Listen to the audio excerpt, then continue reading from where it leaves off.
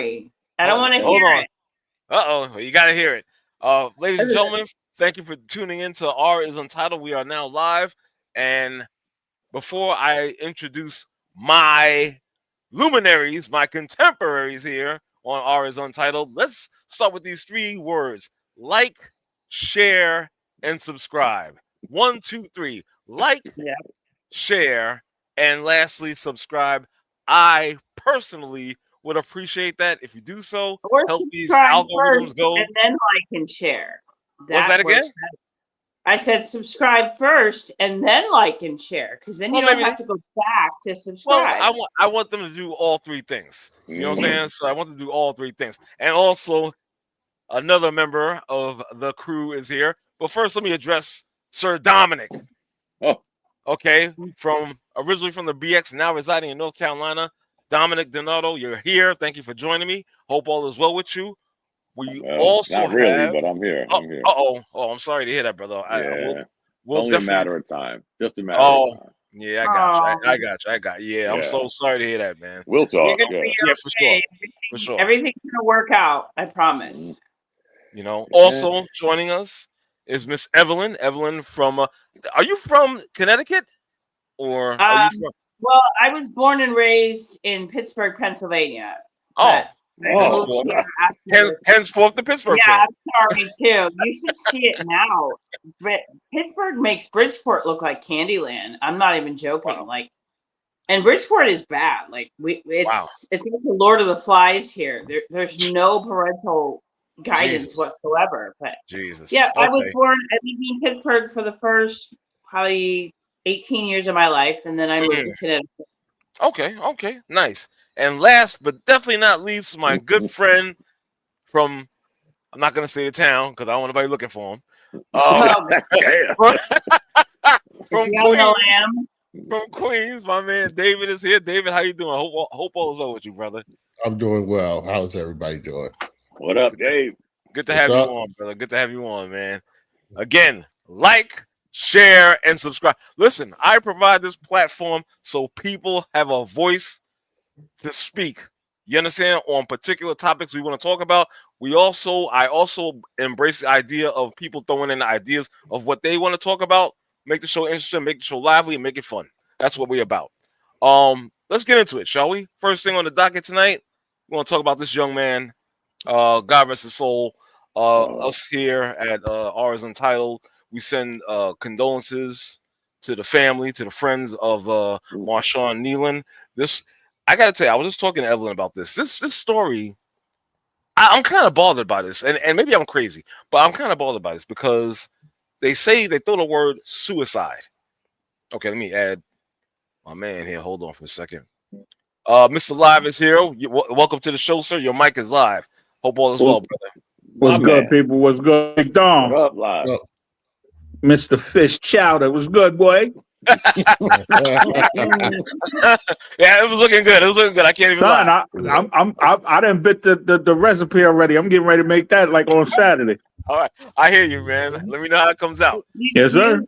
Except Venmo or Cash App. No. Oh yeah, no. Yeah, we got the freeze dry version coming for y'all in a minute. Okay. That's what's up.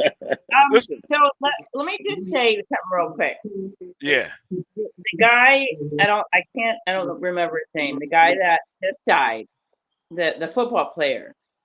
Yes. So they found his car,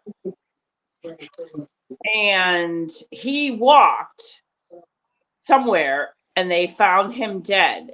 Man, you're gonna tell me that he killed himself, but nothing about the accident, nothing about why he was out in the middle of nowhere, and they're just gonna call it a suicide. I'm sorry, that's what I call a lynching. Don't tell me that it was a suicide. Wow. I don't believe it. I'm sorry, but you know what? Well, I'll let R finish first. Thank you, brother. You know what? I mean, I get where you're going with that, and I think I said this to you earlier. And even I felt a little bit like that, but it just didn't jive with me. It didn't set right with me, this story, because again, you're talking about a guy that didn't pull over for a traffic violation, and that he drove so fast the police lost sight of him. You know what I'm saying? But then you find the car. I'm not gonna say in the ditch or whatever, but you find the car, and nobody was in the car, so he must have taken off on foot. And then you find his body like a couple hours later. Now, Right. If it's the suicide, how did he kill himself? Was it a gunshot wound? Was it a that's what they said. Yeah. Oh, they did say that? Yeah, a gun. What do they say? How do you say it, Dave? A self-inflicted. Wound. Yeah. Plus, I heard he texted his family. That's what I heard. Before he shot himself. Right. I mean, we were talking about Sherlock Holmes. I am not Sherlock Holmes, but yeah. It just bothers me a little bit, man. I'm not gonna lie to you. It just bothers me a little bit about this situation. And again, Evelyn, I get where you're going with that. This is in Dallas. What happened to the cop that was chasing him? Did they mention the cop? As far as I know, they ain't mentioned no cop. Anybody in particular? He passed a cop going so fast that they lost sight of him. Where did the cop go? Where's his statement or her statement or whoever? I just don't. That's all I want to know. I just think they don't have all the details or whatnot. Right. And that's what it is. And obviously, we're gonna hopefully we'll get details. And such a loss because this is a guy that was 24 years old. God rest his soul again. Had a pretty good last game. Matter of fact, scoring a touchdown. You know what I'm saying? Or no, I think it was a block punt, if I'm not mistaken. And he scooped it up and ran it for a touchdown. Defensive end, seemed to be a bright, intelligent guy. You would think when I first got this news, I was like, this guy's in the NFL. I'm thinking it's like a mental health issue as well originally, but I don't know. We'll never really know the true story until all the details come out. This might be a minute. For details all piece together, this might be a minute. Right.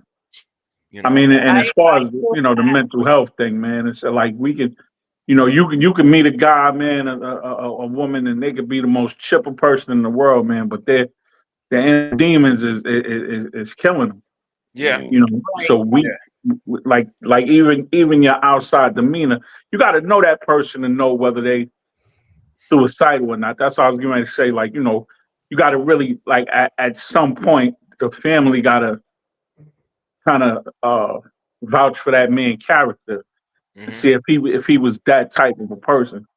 Oh, my man gonna just text me or what I'm saying. One day we talking about the Knicks and the next day, that's it would be out of character. Right.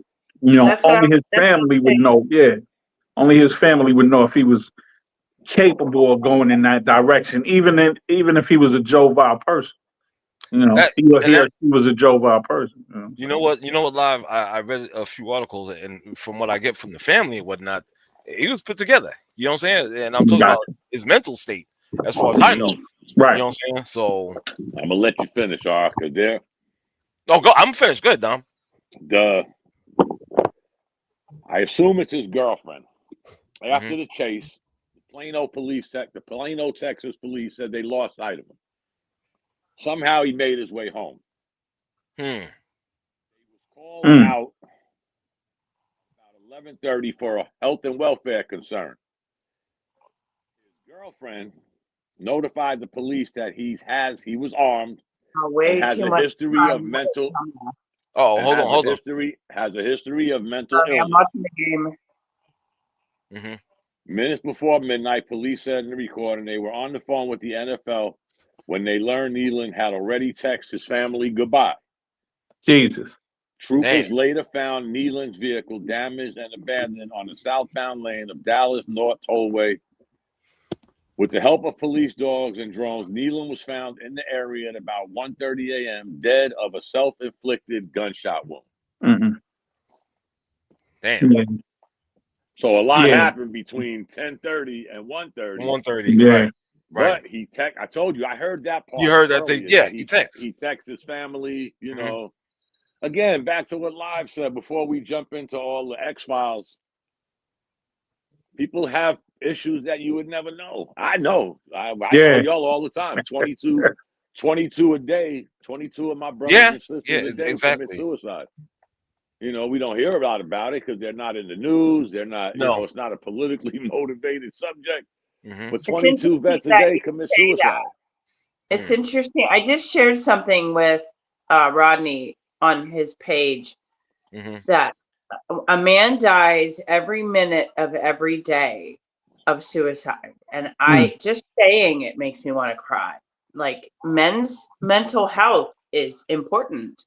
Of course. And it's okay for men to step up and say, I'm not okay. I mean, I'll be the first to say I'm not okay. Yeah. You know, I see a therapist, but men, I'm glad that you brought that up. It's so important. It's really important because suicide is it. You don't come back from that, you know? I don't think actually like fuck. I don't know. I know society don't put enough cameras and viewpoints and observation on how lonely a man. You understand what I'm saying? And I don't want to make this a gender thing. You understand what I'm saying? But if you're just talking about a man's life, you know, after a certain amount, especially, you know, again, you know, we give power to a whole bunch of socially acceptable platforms, right? One of the acceptable platforms is that after 40, like your shit's supposed to be downhill. And if you don't achieve certain amount of bullet points and have a certain amount of property and have a certain amount of whatever, like your shit is done. You're finished and there's nothing left. And then you're coasting for like 30 fucking years. You know, doing what? You know what I'm saying? You know, some Grizzly Adams shit. You understand what I'm saying? Like, so it's really, really crazy, especially if, you know, and I told you, Don, like, I love this platform, man. You know what I'm saying? Because it gives you something to focus on, and it gives, you know what I'm saying? Like the other day, you know what I'm saying? When Dom had hit me with them fucking bullet points on democracy and so I was like, you know what? I be talking a lot of shit. Let me go check my man Mahadi and see what he really on. You understand what I'm saying? So, but it gives you focus, man. Things like this give you focus. Like, there's not enough in society that you would need to venture out yourself to find. You know, that can occupy the time to not make you feel like shit. True and to get to the gender thing, again, I always tell you live, thank you, that always do some sort of research. You know that, Yes, sir. before I say anything. It may not be what you want to hear, but I actually did it on my own. So I didn't get it off of some major news network. With the gender thing, guys, between 2001 and 22, the suicide rate amongst female veterans got to 54.1%. God damn. Wow. Let's say the veteran suicide will start at 100 because that's the even number, right? Right. So more females in that 11-year span committed suicide on a faster rate than the guys. Man. It's crazy. Now, that's crazy. Here's where, again, my research would tell me that females, especially if you look at those dates, guys, we're talking about Iraq, Afghanistan. Yeah, man. And we're talking 10, 11 years. With Afghanistan, was 20 years. Females have to endure, forgive me for saying this, it's just a fact. They have to endure much more than a man because, first of all, they're in, I hate to say this, basically a man's world. Yeah. And then when you're in a combat situation, ain't none of us going home, that group becomes a little, you know, and they, again, because of, I don't want to say physical issues that females have, we all know some of them. Right. They're dealing with this 5,000, 6,000 miles away from home and some adverse shit. Yeah. So that makes me think, after I just read that stat too, guys, that makes me think this is the shit I was thinking about years ago. I never knew it was that big of a discrepancy. That's crazy. So, you know, and we talked about it, we trained about it, you know, please, you know, raise your hand. You know, I still do this nowadays with people on Twitter. You know, if you need help, raise your hand. Right. But I didn't know the discrepancy was that large, guys. Wow. You wouldn't have figured that, Dom. No, not at all, guys. You wouldn't have Not figured one bit. No. Because we're the that's dominant factor in the military. Mm-hmm. There's more men than women. You know, I don't Yes, want to say sir. obviously, but obviously. That's a fact. That's a fact. And now we're throwing women in support of combat arms units in war. And some of them now are eligible to be in combat arms, like the infantry, artillery, ranger school. So, I mean, they closed the gender gap as far as progression in the military. But again, when you're in a, a zone like that, guys, I never in my wildest dreams would have ever thought that shit. 54%. That's insane. That's crazy. That's insane. That's crazy. I mean, for any fucking body, 50. For sure. That's crazy. Yeah. I just want to say it makes me want to say, reach out to your friends. Just call and say, how you doing? And that's all you got to do. It's difficult. I'm not gonna lie to you. I know I've gone through some stuff, you know what I'm saying, recent years or whatnot, to make me doubt myself as a man, as a human being. Yeah. And I don't really reach out like that, to be honest with you. Yeah. You know what I'm saying? I'm always kind of been, even though I'm an extrovert, but I'm closed with my real feelings. You know what I'm saying? I become an introvert within that. It's kind of like an oxymoron, believe it or not. And again, I like to talk to you guys on this platform because it allows me to not only just hear your voices, but allows me to also project my insecurities, my fears, my, you know what I'm saying, all of my stuff that's not good about me or I don't feel good about. And I can express it to you guys. You know what I'm saying? So has it gotten to the point where I would commit suicide or thought about it? I'll be honest. I'm gonna be honest. I did think about it at one point in my life. Yeah, I'm not gonna front. It was years ago. But I got to be honest with you. Since we're on this topic, was that when you were a Nets fan? Oh my God! And it's comments like that that bring me back. I mean, the fact that you can say that, Rodney, is huge. Yeah. Yeah. A lot of guys refuse. They're taught to be okay, but it's okay not to be okay. I mean, I have complex post-traumatic stress, and I'm not afraid to say it. I know I do. Not from combat, but that's a weird. That's a weird comment you just made, because it brings me back to when my son passed away. Yes. And you kept, and that's how I finally answered you. You know what? I come to grips with it's okay that I'm not going to be okay. Exactly. I've seen worse, not worse like that, but worse in my career. Right.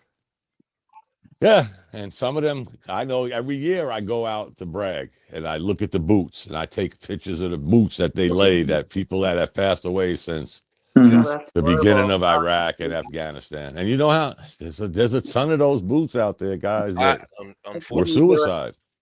Some of them were suicide. So sad. Let me get my man in the mix. Let's see if he got anything to say. I see you, Sir David. I'm talking to you, young man.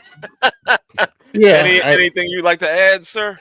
Yeah. So as far as this player, I don't know enough, but one thing about mental health issues is that it is not convenient. It is not predictable. The very nature of it makes it unpredictable. And I think within the last few years, we've only scratched the surface of what that looks like, and have become more comfortable talking about it publicly.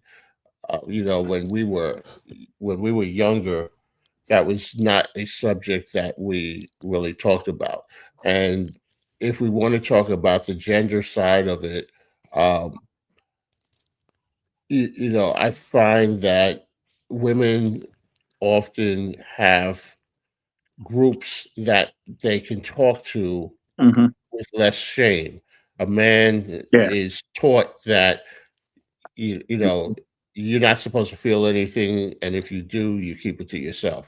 The only emotion that we generally feel comfortable with is anger. And so support is extremely important. and the fact that we in this forum can talk to one another without shame. That you have established a platform that people are comfortable enough with each other that we can say, "Hey, I'm not so good today." To Dom's point, having I always say Dom and I are in this club that we don't want anybody else to No more be a company. part of. Yeah, and having both of us having lost sons, I know that I'm not okay. Yeah. And I've managed that. My wife and I get therapy, and we've done very well. It's just past 6 months, and his birthday was Tuesday, so that was the first time we've experienced this. But I know that I'll never be the same. Um, the depth of what we're talking about in relationship to suicide is something that I connect very much with. I don't know if Dom experiences this, but I know that I definitely experience a form of survivor's remorse. So I don't know what this young man was going through. Sometimes, if we want to look at as Don put it, the X-Files version of it, suicide has often been a convenient label for things that happen to Black men that may not be what they really are. What appear to me. So I don't know, and I don't really want to go down that road. But if this young man, did commit suicide, one thing about a lot of people in these cases is that they know how to mask things very well. Yeah. I know that I have learned how to what I like to call present well. So when you see me, oh man, you look He's fine. good. He looks great. Yeah. And when inside, everything screams the opposite. So, we may never know the truth about it, but whatever, God rest his soul, and I hope that he found peace. Dave brought up a good point, because I just thought about that, Dave. It's like I suffer from survivor's remorse times 2 because of some of my brothers and sisters that I've seen, witnessed, knocked on doors, So that was my initial introduction to survivor's remorse. Then my son, and I think I told y'all, man, the best thing that I found, Dave, as like therapy, even before my son, from some of the shit I told y'all, it took me 7 years after I retired to see somebody. I always found solace on the tub, the frame of the tub. Like you get out the tub, you sit on the. That's where I find. I don't want to sound spooky, but that's where I find solace. I just sit there. I get it. I think about shit I've seen. I think about my son. And then I'm telling you guys, I'll be in there for like 30, 40 minutes just sitting there. The only reason I get up is because my back's I was about to say, it's time to get up. But that's a great point. Dave, and that's another thing that we've studied in the military that drove people to that ultimate suicidal fate. They had survivor's remorse. You got to remember, guys, whatever it is in life, your job, whoever you're working around, you all somehow form a bond. Yeah. Whether you realize it or not. Now, again, in the Army, it was a lot different because we lived, sleep, shot. Exactly. Some died together. So that bond, and then when it happens, first thing that comes to your mind is like, why wasn't I in that vehicle? Why wasn't And then you got guys like me that was trying to talk him off the ledge, and then you fast forward 10 years later, I'm that guy on the ledge. On the ledge.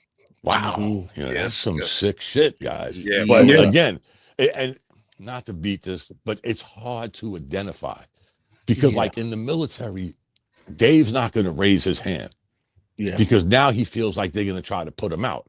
Now his career is over. Right. Now what do I do? I have a family. Right. Blah, blah, blah. Yeah. So that shit just manifests. And Yeah. even though the numbers are riveting at times, 22 a day is fucking high, guys. Excuse my French. It's crazy. It has gone Right. down some. Yeah. But when you take the survival rate, because think of this, guys. 9/11 was in 2001. Yeah. Yep. So 90% of the people that joined the military after that and survived have what?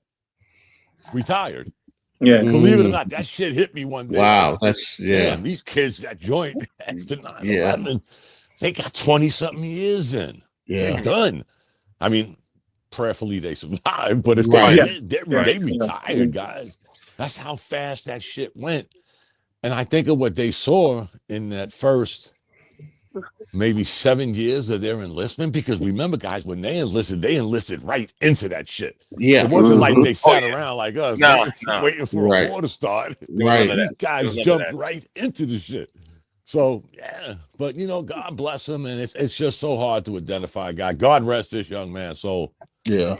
Obviously, he has some issues that nobody knew about. His girlfriend knew something because she's the one, according to the reports, that contacted authorities. And Can I ask you something? Have they done a brain biopsy or a? I doubt that. He just died a few hours ago. Just But died, I yeah. wouldn't know that. I'm But just wondering if he had CTE. But I mean, You know, I don't know. I thought about that too. One thing, I'm not sure. I could be wrong, but I thought that I read that he shot himself in the head. yeah, Jesus. self-inflicted gunshot wound. So- well, they didn't say where though. Actually, Okay. Dave. Maybe I read more into it that Right. you know it just filled in a gap. But you know, it's always possible. You know, these guys today that have that are playing football, even though he was 24, very young in the league, you know, they've been playing football since they're 8, 9, 10, Right. High school, college. You know, that's a lot of hits. Yeah. But I also don't want to. Not everything wraps up in a neat package, and you know, CTE is it's a hot topic.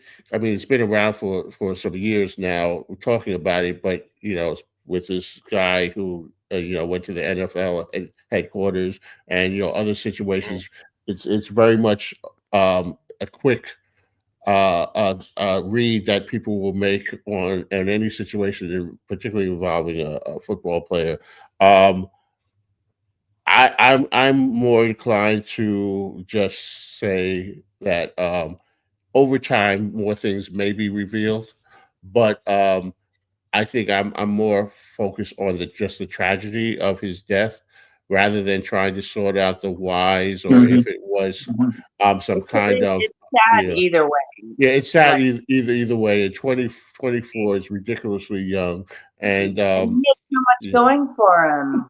Yeah, it would appear that. I think I put something in the text group about how what we visualize as being someone's dream job, for them it might be a nightmare. And what the heck was his name? Aaron Hernandez.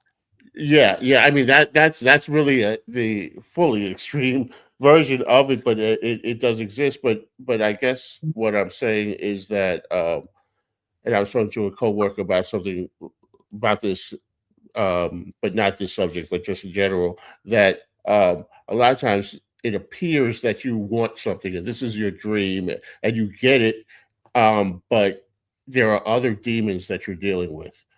And so even what we would think of as the ultimate dream for a young man who's played football pretty much all his life and makes it to the NFL, and that being the pinnacle, and sometimes the view isn't, as pretty as, we would imagine it is living that. And unless those demons are dealt with, no matter where you are, what level of what we would deem success. You know.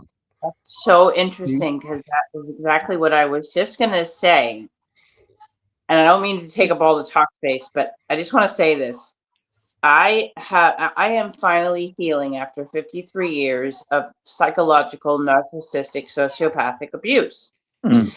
And how I'm doing it is I'm basically going through my trauma, one trauma at a time. But the only way to heal, and I know it's got to be just horrible to heal from some of the stuff that combat survivors have to go through. It makes me want to cry just saying it.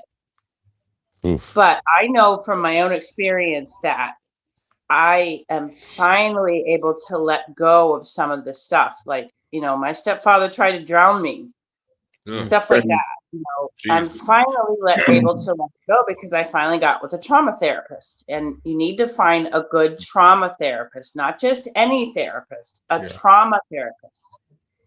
And grounding techniques when you're triggered. Like I had a massive trigger yesterday,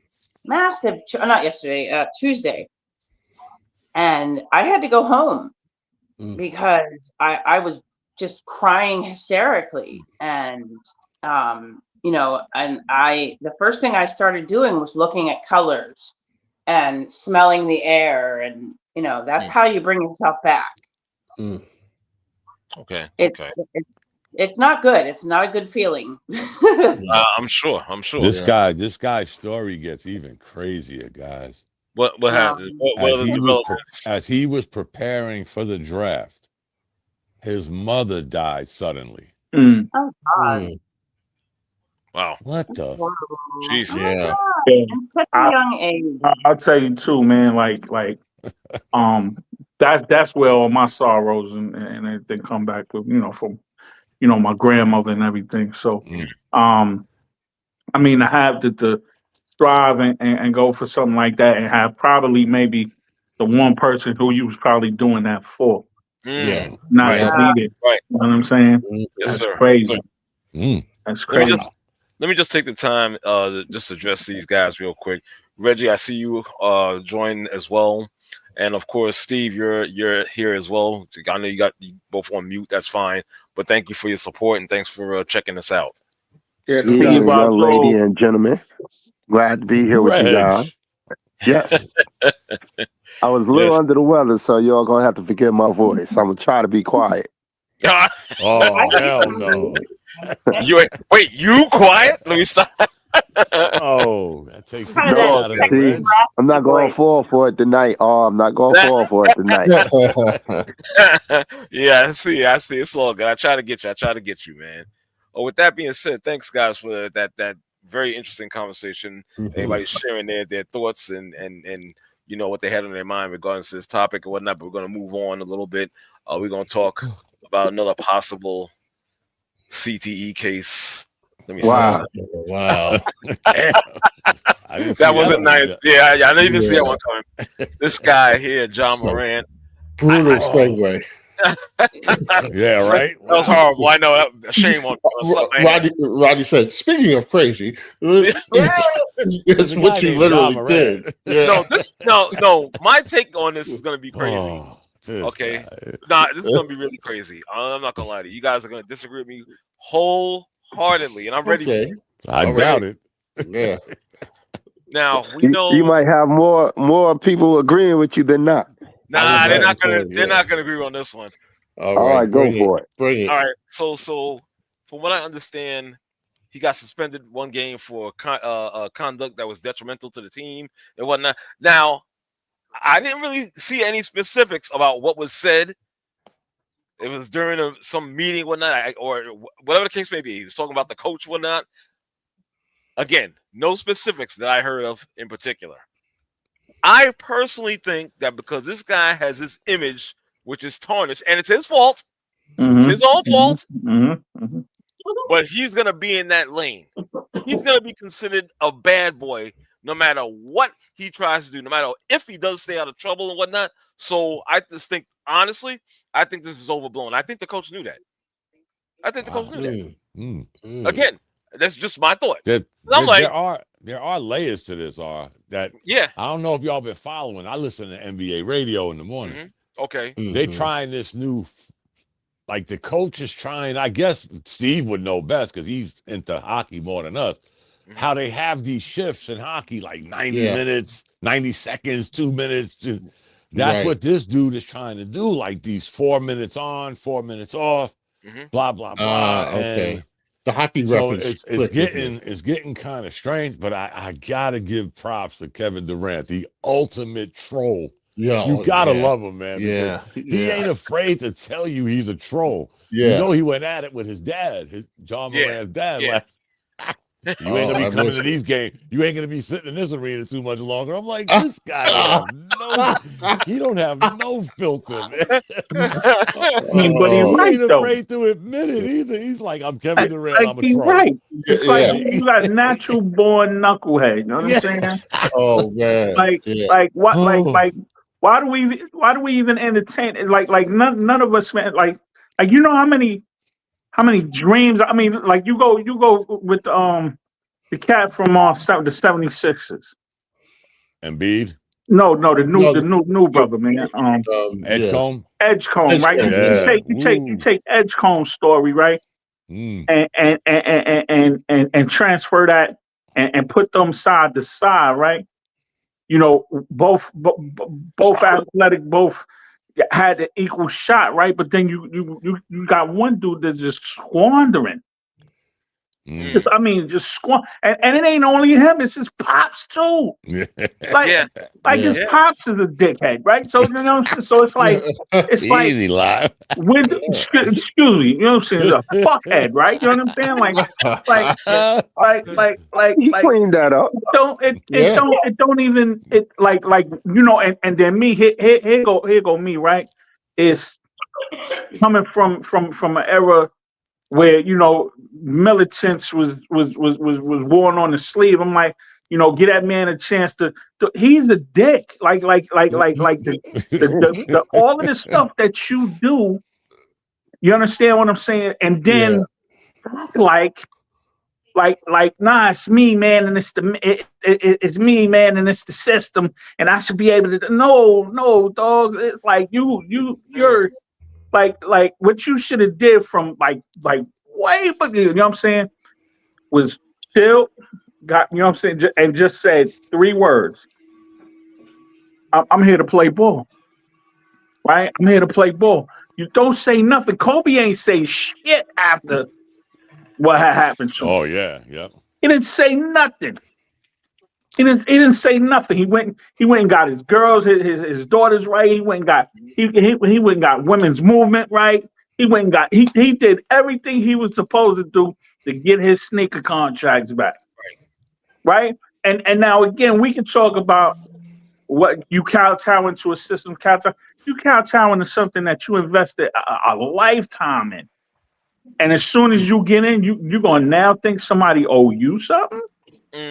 When you invested that situation into somebody else's house, it's my house, right? And I don't care what type of Afrocentric or whatever. It's you're going into someone else's house, and like Stern made that shit. You know what I'm saying? The other day we just saw Melo say they suspended everybody in that fight 3 games. They gave me 15.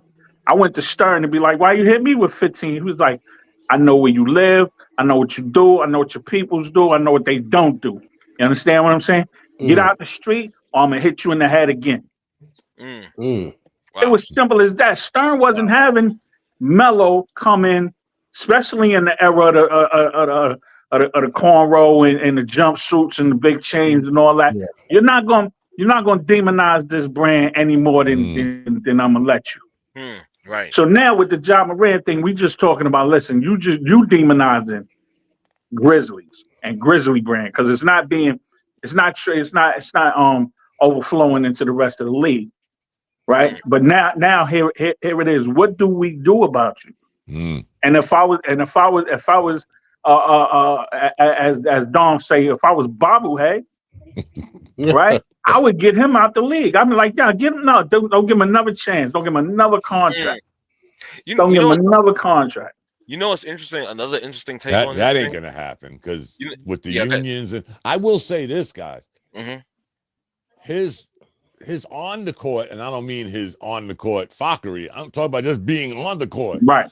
Over the last 3 years has been, whether it's suspensions, injuries, whatever. His last 3 years, he probably played 100 games out of a possible, do the math, 82 times 3. So that right there, and think about this, guys. What is Memphis' recourse? If they trade him, get rid of him, whatever, how are they going to get another him? This is Memphis we're talking about, guys. They're not. Right. Dom, let me tell you something. Let me follow up with you on that one. Again, can anybody hear R? Yeah, I hear you, R. You hear me? My thing done went out again. Well, let me just say this. What Dom said about if you trade this guy, you get him off of Memphis, whatnot, and what do they have and whatnot? How about this? They're supposed, I think in 2027, they're supposed to be moving to another stadium, if I heard. Now, what does that do? You already don't have what's that kid that got traded?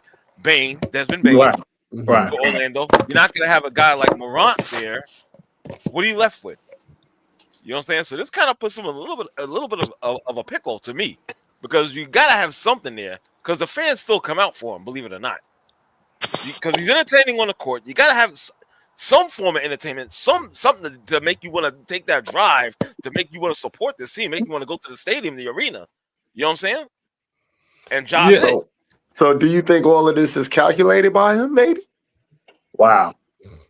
That's a big risk, though. I mean, maybe he's not as stupid as we think he is. What do you say? Crazy like a fox? I don't know. It's a possibility. Anything is possible with these things, but I just think that he has an inability to filter himself. Right. And based on the father, what he's shown, this is the person who raised him. Yep. This was the man that he was supposed to have looked up to, or at least saw. With fathers, a lot of times, us as men, we will either look at our father as someone to emulate or someone to not be. And he picked him as someone to emulate. It seemed like in that household, maybe because wasn't there something with the mother too? Yeah. So I don't know. Maybe in that household, the measures or the metrics for what you're supposed to be, that was tainted. And I don't want to talk about people's family. I don't mean it that way. But sometimes, I've always said I work in a school, and sometimes we have students who have some serious behavior issues, and you try to figure out what's going on, and then you call the parent in, and then it explains everything. So Let me just take this time to bring I just saw this guy just enter. Mr. Moody, sir, what is this nickname you going by today? You have multiple nicknames. Don't ask, just listen. Okay.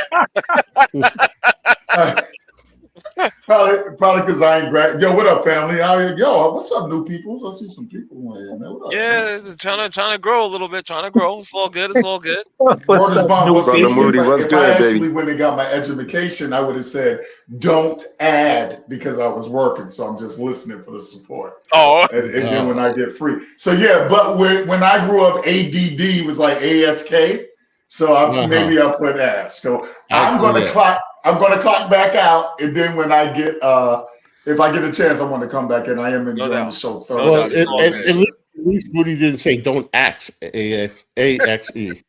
No. Listen, King. At least I didn't say don't ask it. Yeah. Ask it. So look, I'm gonna get back in if I get a chance, y'all. All right. Okay. Peace, family. Love you too. Let me see if I get Dom back in because he's experiencing issues. Can you hear me, Dom? Yeah, can you hear me, R? Oh, Yeah, I can hear you. I can hear you. Yeah, I decided to come Let me mute inside. my mic Maybe the too. Wi-Fi wasn't going through the outside room. Gotcha. Oh, you brought the foolishness into the house. The king of Be disruption. careful. The king of darkness. So, did I do this? Oh my goodness. Go ahead, Jeff. Are you still there? You still there? Just refresh. I think he's having his own show. Oh, okay. Okay. Yeah, we're simulcasting the Jeff is mute Moody your mic, show. brother. Yeah. There you go. I just don't think. I think like let that dude contract run out, man, and wish him happy time. Yep.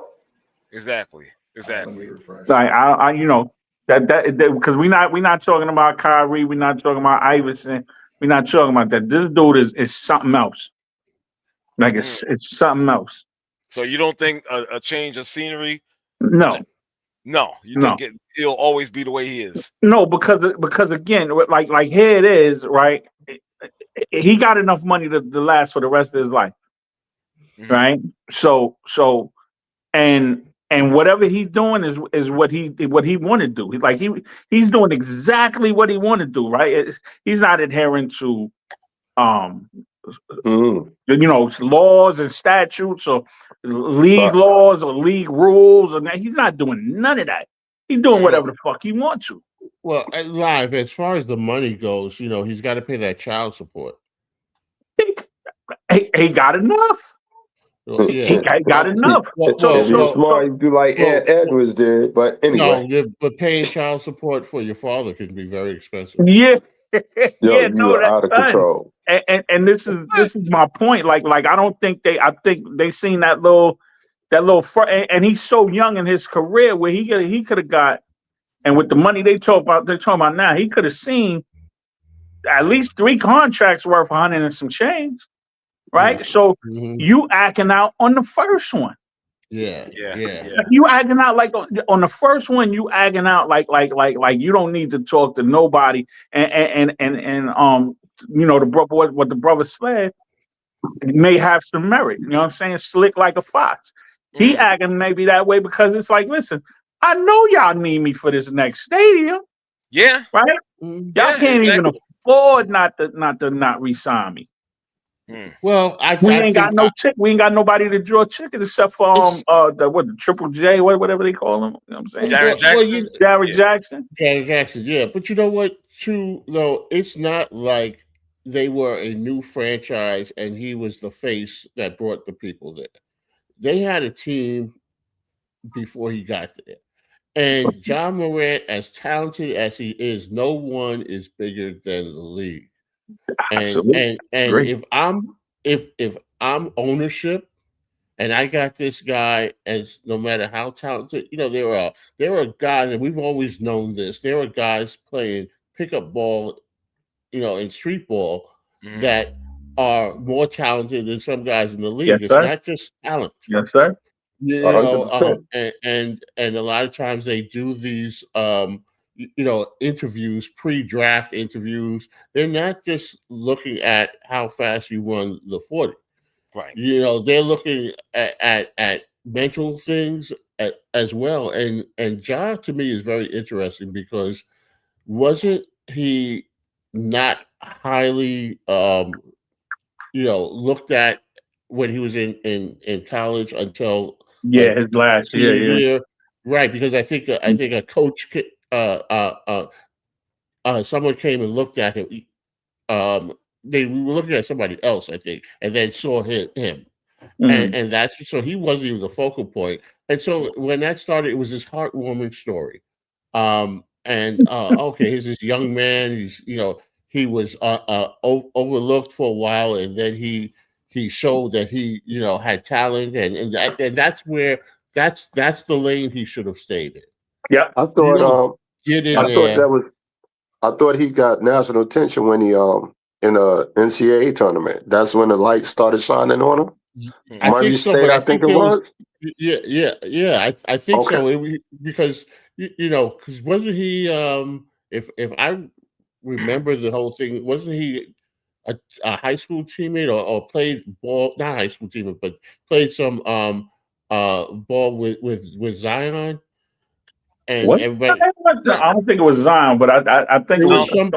Yeah. Okay, I may be confusing things, but I just know that he was not the focal point initially, and then made himself that. And it kind of reminds me of a story of, let's say, there's a young man in the hood. We're just saying for Hollywood purposes, and he's very, very smart, but he's in this environment that he doesn't get to show how smart he is, and then somebody finds him at someplace and say, "Oh, we're going to offer you a scholarship to this fantastic prep school, where where all the rich kids go." And then you take the opportunity, and then you go in there and show your ass. So this is to me, he took the wrong lane with this, and maybe that's who he was all along, or maybe when the lights came on and Pop saw the NBA money, he said, "John, they need you." Well, I don't know. People can be replaced, and I don't think anybody is bigger than the league. Right. Anybody. No, I think that point that they're at that point today. If they was, I thought it was the last time, but shit. If it wasn't, this got to be the point, right? Yeah. This got to be the point where it's like, listen, let's trade them, let's see what we can get, and we can move on. We gonna have, because we gonna build a stadium anyway. That's taxpayer. That's a city ordinance taxpayer thing. Right. That means it ain't a John Morant thing. You know what I'm saying? So we gonna build that anyway. Maybe let's get somebody in here who could be as star powered, right? And if we don't, let the picks do the talking. It's okay. We won't have his ass. You know what I'm saying? The same way they got rid of Luka. You know what I'm saying? His ass is next. We won't have the headache. Yeah. And somebody else will give him a contract. But how his legacy goes is going to be that very talented guy that played on multiple teams, or is somebody going to get in his ear wherever he goes next? Because I think Memphis might be done for him. Wherever he goes next, maybe he gets the right teammates. 11 don't change the spot. Yeah, well, sometimes you get, we've had guys back in the day where it was the veterans that you get. They don't have them anymore. They don't have them anymore. I know that was my point. They don't have it anymore, and it's evident. It's evident. Okay. Remember though, guys. Now, to me, this is the total opposite. This particular case is the total opposite of what's happening in Cleveland in football. This kid ain't do nothing wrong on his own accord, and you trying to tell me you got these many quarterbacks better than him, and he's not playing? Yeah. But you got this knucklehead doing whatever the hell he wants to do, and he's still playing. Why don't they treat him, and no fault to anybody else, why don't they treat him like they did Donald Sterling? Right. Well, but come on, we don't want to get it. That's offhand. That's unhinged right there. You know what I'm saying? Already. But with the way he's going, his track record is saying it ain't going to get no better. No, right. Absolutely, and that's what I'm saying. Like I'm all for being your own person and being your own whatever. But his example is I can be a fuck up regardless of whatever. Just because I'm half-ass talented, I could just shit all over the fucking plan. And to me, man, that's not even you ain't even bringing the youngins up in the right way doing that. You understand what I'm saying? Be your own man, like the brother on Boston is with the Beijing dripping. You know what I'm saying? Jaylen Brown. Be your own person like Jaylen Brown. But right? remember something when it comes to Morant, guys. You got to find $40 million. You just can't trade him for Dave. Give me picks, man. Give me all the picks in your pocket and all the fries, right? You could get picks, but you gotta match dollar for dollar. Give me all the picks and all the fries you can give me, man. Look, get this dude out of here. You gotta give up $40 million. Well, that's a good point that Dom makes, but and I agree with Dom. I'm not disagreeing. I think though the indicator for me and the indicator what Josh should see is that coach suspended him, and I didn't hear like ownership say, "Oh no, you got to play him." Right. You know, so right, because they would have castrated him if he had to play. Look, if they told him, "But you got you got to play him," the coach would have had no pay. They would have had to fire him the next. Absolutely, they would have, but it wasn't even like unless what happens behind closed doors. But right. I didn't hear anything that would make it sound like if the ownership had to choose. Right. Can I bring up this point? I'm gonna bring up another point. Got you. Right. We all experienced this. Okay, New York Knicks, how they did Marbury. Okay. Yeah. Yeah. What did he do wrong to earn the treatment that he got? Right, and that's why he didn't do nothing near what this kid is doing, and no, it ain't right.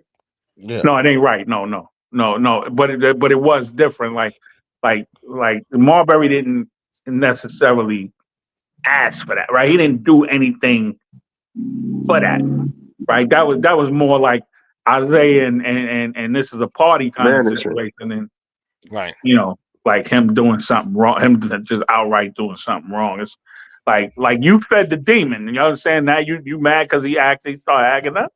Exactly. Yeah. Like that's when they had a chance to nip it in the bud, they didn't do it. They didn't do it. Right. Yeah. Absolutely.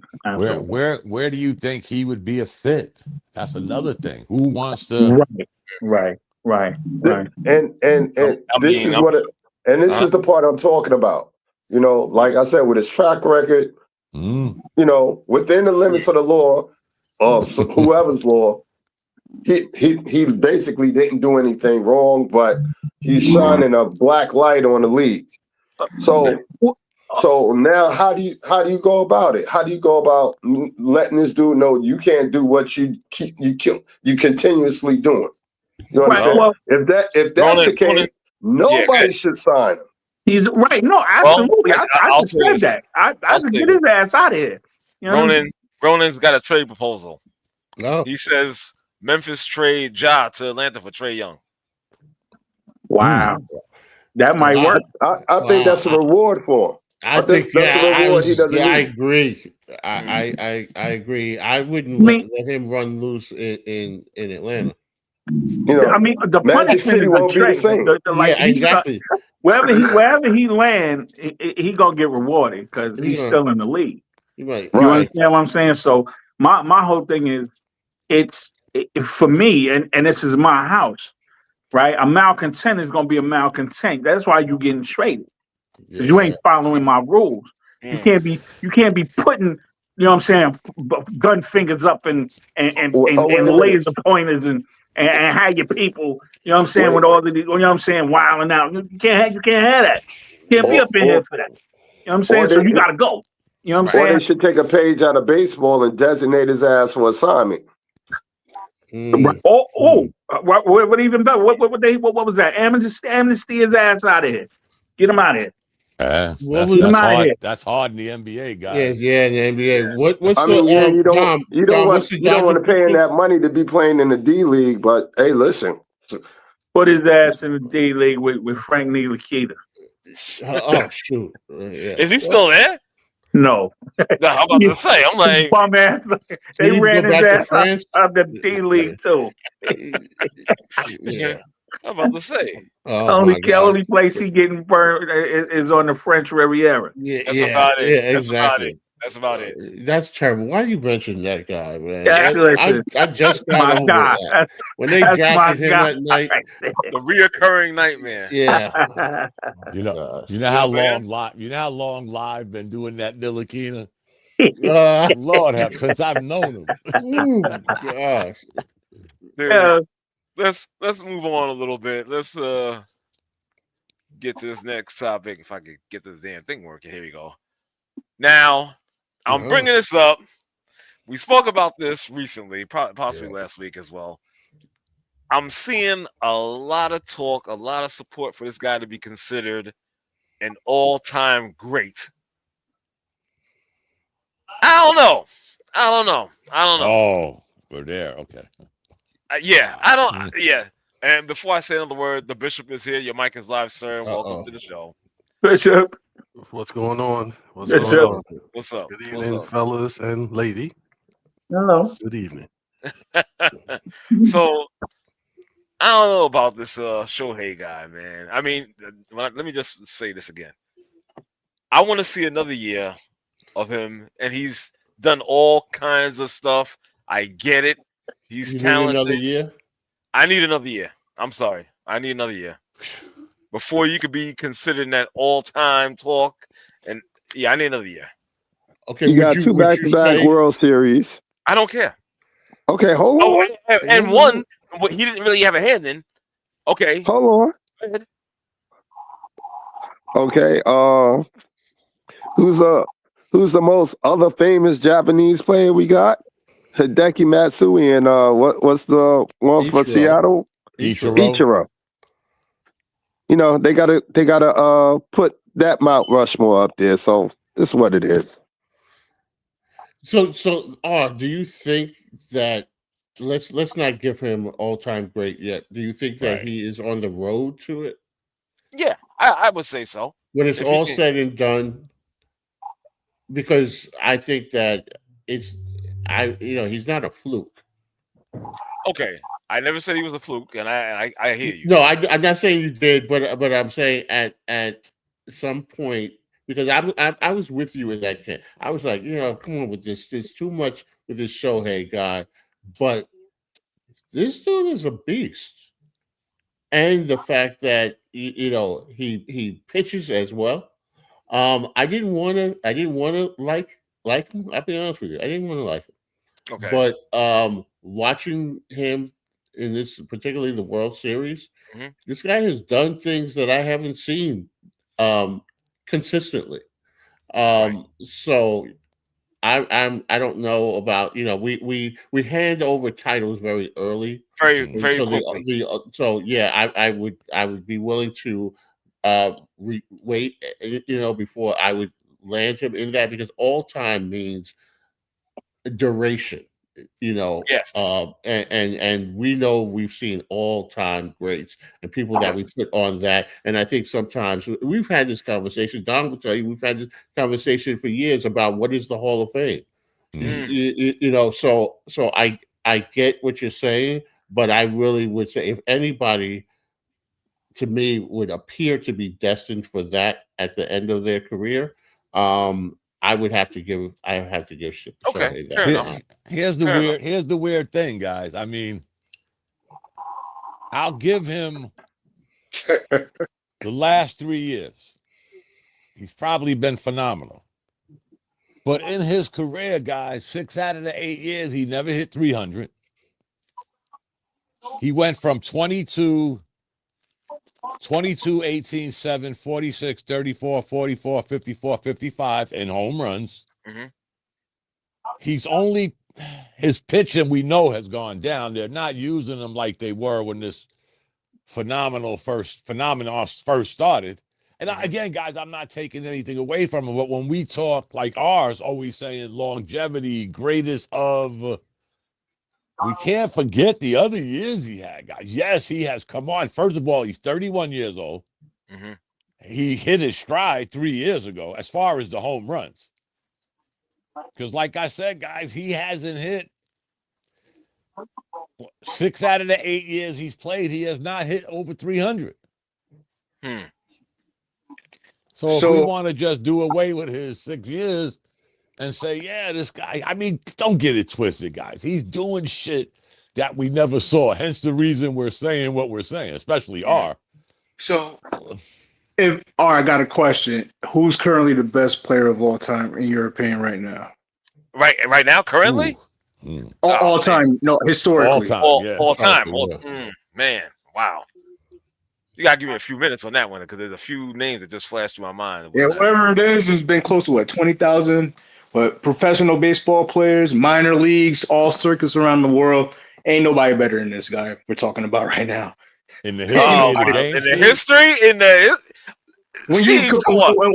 Okay, I'll put it like this. I'll frame it like this. Think about if you were a hockey player, somebody who could skate like Wayne Gretzky and block goals like Ken Dryden or Patrick Roy. He could be a goaltender or he could get you 50 goals. If you look at it from a football perspective, let's say somebody like a Deion Sanders, where he returns punts, he could get up, he could play mano-a-mano against your best wide receiver, and he catches passes. I'm talking about all-around talent, on the highest level. Nobody's doing that except him. Can I ask a question? Go right ahead. Sure. So, what Dom was saying, do you think they are like babysitting him to greatness?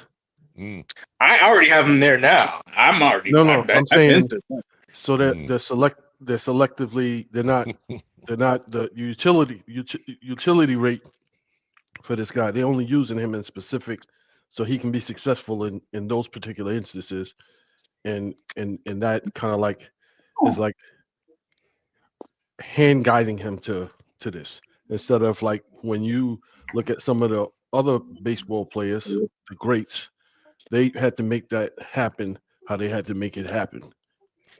So what Dom is saying is they're not using him as much on pitching. They're not doing this. They're not doing that. So do you think that has an impact on his? Well, I mean, the fact that he pitches is just on that level. Like, we got to look at it from a frame of playing baseball is probably the hardest team sport in North American sports because most people in life can't hit a baseball at that speed, the curves, the angles. So it takes a talented, skilled person to hit a baseball, period. Whether, a guy who hits 300, 400, it still takes a skill. Like, most dudes struggle. We see guys struggle all the time because it's not easy. With that said, when I look at it from all perspectives. He steals bases, he hits, he runs, pitches against the best baseball player. And remember, Dom, what he did in the World Baseball Classic, who he struck out, Mookie Betts, and then Mike Trout to seal the deal for Japan. I mean, it doesn't get no better than that, dude. So let me just throw this out. Let's say he don't get 3,000 hits. He don't hit 660 home runs. He don't steal X amount of bases. Is he better than Willie Mays? Hell no. Willie Mays is up there as all time. So that's what I'm saying. Give us some names. So Willie Mays will be on a lot of people's list, and rightfully so. The guy. What about Barry Bonds? Barry Bonds. Same thing with Barry Bonds too. But the X factor, it goes back to what I just said. He pitches. They don't. It's just that simple. Yeah, but when I look at all around overall baseball player talent wise, nobody's better than this guy. Right now. Because none of the other dudes pitch. By default, they don't even do that. But then again, Steve, to your point, none of them other guys pitched. Willie Mays had to play the outfield. He didn't have to play it. No. He didn't have to play it. He chose to play it. There's a difference. He had to. He was in the National League. Right. So you're saying are you saying if he didn't play the outfield, he would be pitching? No, I didn't say that. That's the question. I'm just using your comparison to he pitches, but he also don't play the field. Barry Bonds was never going to be a pitcher, but he was a Gold Glover. Willie Mays was never. But that goes a long way, Don. But the fact that they haven't pitched or don't pitch, chose not to pitch, however you want to spin it, they didn't do it. And they couldn't. And if he didn't play the outfield, he didn't win a Gold Glove. He ain't gonna hit. If you want to go that route, fine. He didn't play the outfield, but he does everything else. He steals bases like he's Ricky Henderson. He runs the pass like you know how fast that dude is? He runs like a 4.3. Most baseball players can't run a 4.3. Steve, I am not arguing with you. I'm saying your comparison of Barry Bonds and Willie Mays didn't pitch. He didn't play right field. He didn't play center field. Oh, and again, guys, nothing against so Willie Mays, Barry Bonds didn't play the infield. So what? They didn't play catcher. I didn't say they played the field, Steve. I don't care if they played catcher. They played the field. Isn't technically playing a pitcher if you're literally in the field playing? I mean, it's not your sexy. It's not your infield like shortstop, second base. I mean, it's still a position. You still got to field the baseball if it hits you. There's a million routes we could go, Steve. He ain't going to pitch 162 games. They're going to play 162 games. You brought up the fact that you said, okay, Willie Mays and they played the field, but technically a pitcher is literally a defensive player. They have stats for that. Yeah, but I want to ask what was your original question? It wasn't even so much of a question. I was just like, listen, stop talking about this guy as an all-time great. Right. Okay, stop right there. Okay. I don't think people are saying that he will go down as the greatest ever. No. I think what they are saying there's a category of people who are considered all-time greats. Right. Shohei, to me, I believe will go down to be a member of that very elite club. I think it because we're not even talking Hall of Fame, because as we've debated, there are guys in the Hall of Fame that I wouldn't consider necessarily should be there. And we've even gone as far as saying that the Hall of Fame should have a wing where there are specific people who are considered members of the all-time great club. I'm not suggesting that Shohei Ohtani will go down as the greatest ever, above Mays, above Bonds, and above, but there is an elite group. And I think that Shohei, when it's all said and done, if he continues like this, will be a part of that elite group. I cannot deny that anymore. I've tried to deny it, but what he's shown me, and I like it. I liken it to if you had a baseball video game, The Show, and you had all the virtual currency to create the player. Shohei has that kind of talent. That if I could have all of my attributes up to 99, I think Shohei would be a build that someone might make to make the ultimate player. So I think that in regards to who he is and where his career will end up, I will put him amongst the all-time greats, plural. When we get there. But right. To this point, I think this is what R was saying earlier, though, that some people are saying he's the greatest ever now. Okay, I didn't read it as that would. I didn't hear it. I'm sorry. I've heard it. That would. No, I'm saying I would say he's the best baseball player right now. Right now, in this day and age, right now, absolutely. Right now, but don't say right now. Ever. So okay. No, all I'm saying. Okay, they're playing semantics with the words. Right. Thank you, Rich. Well, no, I don't think it's semantically speaking. I'm talking of specifically what I thought I was hearing R ask or say, and I thought R was suggesting that people are saying that he is amongst the all-time greats. That's what I will. I agree can't even to say that yet, Dave. So we're I'm sorry. So let's say Aaron Judge. Yeah. Do you think that he'll be amongst the all-time greats? Not right now, no. Okay, that's all I needed to hear. Right, yeah. That's all, right. You got to win a chip before we say that. Maybe I'm looking at it different, Dave. I'm looking at, like, Willie Mays' career is over.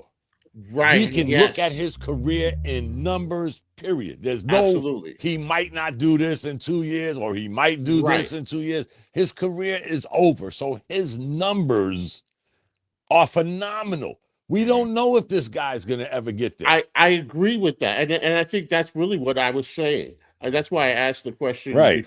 to R about would you say that when it's all said and done, that he could be amongst that? I think that the way he's going now, if he were to continue that, because it's ultimately about when the career is over. We don't judge it while he's playing. We can't do that. That's not fair to all the men that played before him. But I think that his name, when it's all said and done, if things work out the way they appear to be, then yes, his name, I think, could be mentioned amongst the all-time greats. You can't do it while he's playing. Naturally, he's nowhere near the end of his career. What you say? Can I interject? Can I? Well, before you interject, can I? Isn't this the same dude that was allegedly gambling? Oh, see, that's what. See, we on the same page. Yeah, we on the same page. Like, so did Pete Rose. Forgot about that. We just gave him like. I was going to bring that up, Dave. I was going to bring that up, Dave. And here's my whole thing on it. You notice how that got swept under the rug? We ain't never heard anything else about that since when? When was the last time we heard about that? About 3 years ago? We haven't, but I wouldn't use the gambling as Why an not? argument. No. I'm not using it as an argument. I'm just saying how the narrative. I'm just giving an example. Exactly. How easy the narrative when the media wants to ordain someone as this, they flip the script and you forget all about all the transgressions. Every time I hear Barry Bonds' name, I hear steroids. I hear some negative connotation when it comes to Barry Bonds. Gambling, betting. Right. And it's like I agree, but it doesn't negate what he's doing on the field. No, not at all. Not at all. But like you said, we're talking about all-time greats. Now you're going to tell me, I don't know if Pete Rose got suspended after he stopped playing or he was managing, right? Yeah. Imagine how much more his numbers would have been if that was the case. Well, he wasn't playing no more. No, he wasn't. He wasn't. Right. That was after his playing days. It was after he was a manager. Okay. But you don't. So you're going to sit here and tell me because this man did his betting, whatever. After he stopped playing in the field, you're going to take him and not put him on until after he dies? Right. I think that was a disservice. Right. I think it was 100%. My only point is that the narratives, you can make whatever narrative you want, and Shohei is definitely a golden boy in a lot of people's eyes. But the fact is that I can't take away what he's doing, and 100% you can't. And narratives are pushed. Barry Bonds, a lot of people didn't like him, but there are guys that are ultra talented who are not in the Hall of Fame, and Bonds without a doubt, Rose without a doubt should be in Cooperstown. Yep. And, here's where people get twisted, Dave. When you bring up again Barry Bonds, who I happen to think is probably the greatest player of our generation.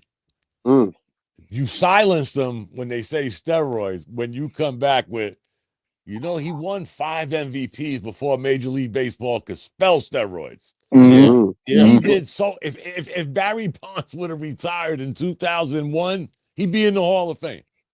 100%. With 6 MVPs, umpteen batting titles, he'd be in the Hall of Fame. Because remember, baseball was the ones that didn't want to test for steroids. We all remember that, guy. We're all old enough to remember this shit. They sold the game on the long ball. Exactly. Chicks love the long ball. Now, when Barry Bonds started, but again, I'll take away anything else. Like I said, if he retired in 2001, he'd be in the Hall of Fame. Period. Because he did so much in that time span. Yeah. And again, we're looking at 8 years. 8 years of Ohtani. I think I said 8 years. Yeah, I think he's been playing 8 years. So 8 years in baseball lifespan is fairly mid. He might play 20. We don't know. That's what I mean. We don't know how far he could go. He could go to the moon with these numbers, or he could have 2 more good seasons, and we don't know that. So we got to be careful when I've heard it, David. That's what pissed me off. Greatest player ever. And yeah, I'm going there. I don't care what y'all think. I'm going there. When you consider, if you consider the elite hitting that he has done up until this point and the pitching, like you can't ignore one without the other. That's the point. I mean, that is the point. And then the other point, somebody said you can't say nothing about saying somebody's an all-time great while they're playing. Now, I disagree with that because I've heard that many times watching the NBA. They were saying that about Jordan. He was on ring number 1 and 2. They were saying that at the time about him. They were saying that. And then I guess the vast majority will still say that at the end of his career. They say that at the end of his career, but they were saying that year 8, year 7, they were saying that. No, I think I'm saying, Steve, is I can't find myself or anybody with any baseball knowledge to say he's the greatest, not the greatest right now, the greatest baseball player of all time. It's a subjective topic. Right, but we can't do that. We can't do that because it ain't over. This guy might only play 2 more years. No. We agree to disagree. I mean, I hear what you're saying, but I'm going there because it's like what Dave said. You think he's the greatest player of all time? When you consider hitting and pitching at the top level in the world, yes, yeah, absolutely. So if he suddenly in the next 2 to 3 seasons breaks down and doesn't have nearly the numbers that he has to this point, you still would consider that? You would? Yeah, as far as skill set, like the skill set, the eye test, hitting and pitching, the combination at this level, he's the only one that is doing. I think he's the only dude with 1,000 hits and 500 strikeouts. Nobody else in the sport done that. So I think I need some more longevity. Because you know what, his biggest win. It's not even worth going back and forth. We agree to disagree. I hear y'all. I'm not. You ain't got to convince me. I ain't trying to convince you. I said my piece. You said yours. That's it. He ain't. Nah. Yo, Steve, he already had me when he stood in front of that bullpen and was chastising the whole squad. Hey, I'm saying, I'm good. That dude. Because no matter you say it. I'm just saying, because our favorite sluggers and defensive players in the outfield and all that, they don't pitch. They haven't pitched. They can't pitch, won't pitch, whatever. They just didn't do it. So we can't go off of what we haven't seen or predicting or what if they did pitch. No, but they didn't. That's history. So again, he's never played the field either. Oh, come on, Don. A pitcher's literally in the field. He's a ninth outfielder, Don. You can't take that away Don, from what are you talking about? Don, okay, if they hit a ball right back at the pitcher, is the pitcher not supposed to field the ball?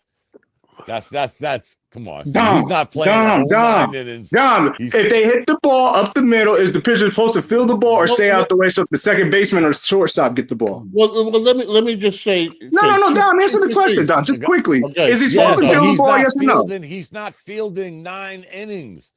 Okay. He's not in the field. If the ball comes back Dom, yes. Dom, I don't he's disagree. Not doing this every day. I don't disagree, but let me make 2 points on it. The first one is when your pitcher is the only player on that field that is involved in every play. Yes.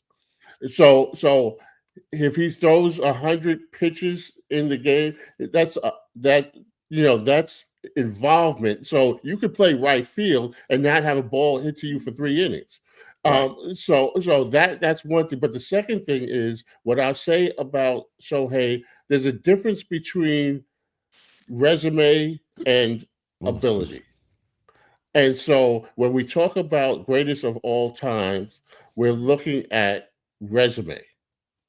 With what I'm saying with Shohei is if I'm scouting and I'm looking at what this guy is showing me ability-wise, I think that his skill set puts him in that conversation. There's a lot of guys who's had more ability than what they ultimately showed at the end of their career. And we say, this guy could have been this, could have been that. It wasn't because of lack of ability. It was because of the resume. So if I'm like, I use the example of the video game. If I'm putting together attributes for a player. Shohei has a lot of those things that would be, to me, very highly rated. The fact that maybe for 8 years he didn't always perform at that peak does not take away from me what his capabilities are, because he's shown it, and he's shown it on the biggest stage. The fact that in, what was it, game 3, whatever that game was that went about 18 innings, that guy was on base 9 times, right? 4 extra bases, and the other 5 were because they didn't want to pitch to him. That's crazy. So that shows me that if they're looking at the metrics of everything, they know that in that lineup, he can hurt you at any particular point. So it's not always about resume. I mean, ultimately, the Hall of Fame is about your resume, and I think greatest of all time. But I'm looking at the skill set. I think Shohei matches very, very favorably with people that we would call the greatest of all time based on skill set. Resume will determine itself. Okay. That's well said, Dave. I get it. I get it. And like Steve said, we don't have to. We just have to agree to disagree, and that's it. Yeah. It's a great conversation, though. Oh, for sure. Make no mistake. Yeah. Definitely. That is a great point, Dave. I mean, it's true, right? If you pitch the ball, an outfield, he may not even see a fly out at all. Maybe once, twice a game, if the pitcher on the mound is elite. So even if he's a great outfielder or not, he may not even have to get the ball. That's how effective, like you said, he affects the game, because some of the baseballs may not even be hit into the outfield, so Willie Mays or Barry Bonds can field it. That's crazy when you think about it like that. Yeah, absolutely. Indeed. Let's great topic. Thank you. I try to bring stuff. Yeah. What do you batting? What, 200 a night? There, that's it. Sometimes Paul gets 4 hits, sometimes he gets 1. Oh man, come on, man! You gotta be kidding me. I'm teasing you. All good. How about the NFL trade deadline? Some of your thoughts on the deals made with the Jets, the Giants. What the Jets and also the Cowboys. Do we have to talk about the Jets? Yeah. Well, we got a couple of Jet fans on the line. We'll pass. Get past you. You're passing. You saw my comment. The Jets and the Nets both have the same record. Exactly. I'll pass. Yeah. Right, You get moving right along. Okay. No, unless you want to throw in Giants and Cowboys. But I was a little curious about the Giants, to tell you honestly. So they didn't make any moves. I was about to say because they didn't do anything. Don't be. Why? It's nothing. It's nothing. Nothing to see here. Nothing to see here. And I'm a Giants fan. Nothing to see here. And nobody but Ronan likes the Cowboys, so we can. Is Ronan still on here? Ronan? I think he's still there. You got to remind me. So it's all somebody sent me that. Somebody forwarded that meme with the Cowboys and the with the trash. With the garbage truck. Yeah. I was like, I said, this guy, man. That's what I said. Sharing is caring. Yeah, exactly. That was classic. All right. So with that being said, let me just, before I get to the basketball section, let's get into another non-sports issue. So we have a new mayor, January 1st coming in. Yeah. Zohran Mamdani. Yeah. It's funny. Jack Kim calls him a sand ninja. Wow. Who? No. One of our mutual friends called him a sand ninja. And, That's crazy. That's his Desert Storm. That's crazy. I gotta say, I don't know if you guys saw that election night, so to speak, and his victory. Did you anybody caught that or not? I saw like half of it. I did. I saw about half of it. I was trying to find Cuomo's concession speech, Oh, keep looking. Keep looking. I was trying to find that. Right? And by the way, Bishop, that was another great meme or whatnot. With the three amigos. Oh yeah. Yeah. He's gone down in infamy, political infamy. Exactly. In New York. I think the concession speech reason why none of us saw it was because World Star doesn't exist anymore. There you go. From what I'm hearing coming out of that, yeah. But I saw the whole speech. It was long, but I did see the speech, and you saw it on Fire Stick. Wait, what? You know, R doesn't have real TV. Nah, what are you talking about, man? Get out of here. It was just like Max Wi-Fi. Nah, son, my shit is on point. I don't know what you're talking about. My shit is on point, dude. Hamster Wi-Fi. You got hamster Wi-Fi. Nah, my Wi-Fi. What's the last movie you saw without people walking in front of it in the audience? Whatever, son. Oh man. Bootleg DVD. Whatever. You don't need to stop. See, there you go. You got to borrow. You got to borrow his neighbor's remote to change the channel. Whatever. Get out of here, man. Taking his snipes. Here we go. The sniper's at it once again. Gave you last week off, and now you're coming back with this bullshit. The fuck? Anyway, like I said, I saw this damn speech and whatnot. Very impassioned. Yeah. David, I think you reacted when I had during our group text. I said, well, he used the words us and we a lot instead of it being I. No, I thought you were talking about the Knicks. No. That's what I thought you were talking about. No. Us and we when you described the Knicks. No, matter of fact, I used it both times. I used it in instance of Mamdani and the Knicks. Well, just to be clear. Hey, here we go. In the political arena, feel free to use us and we as many times as you want. When it comes to Knick Nation, there's us, the Knicks fans. There's we, Knick Nation, and then there's you. And there's you. Sir, again, so nobody appointed you commissioner.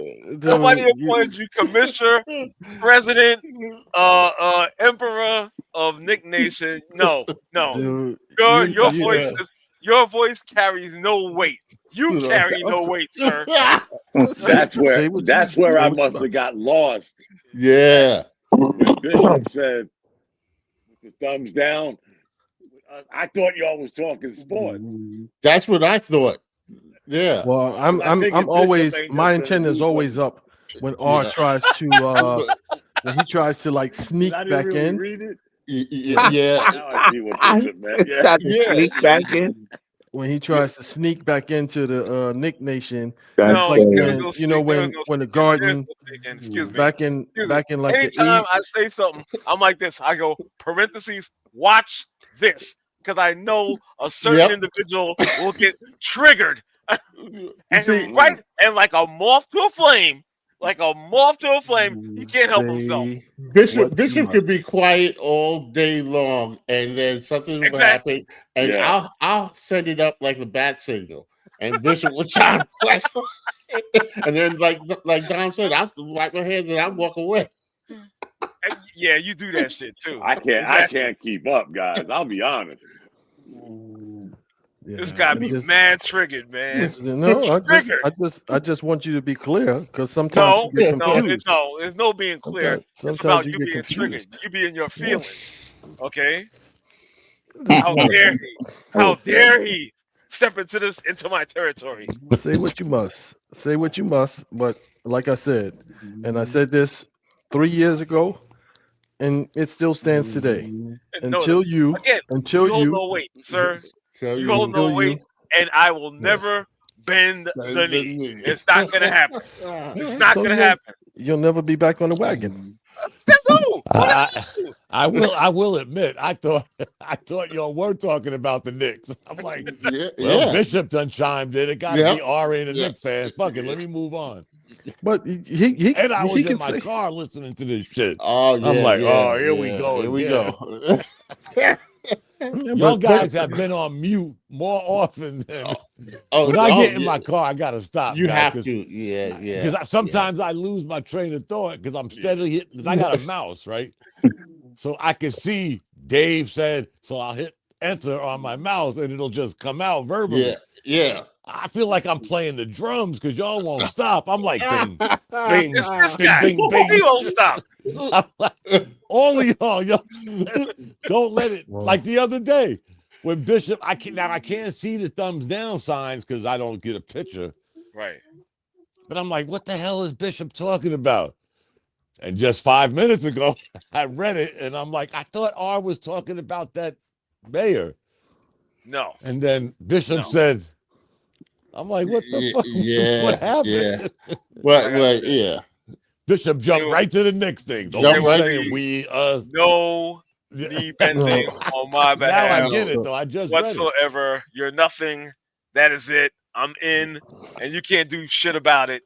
It is what it is. Back to this. Accept it. So what about your mayor?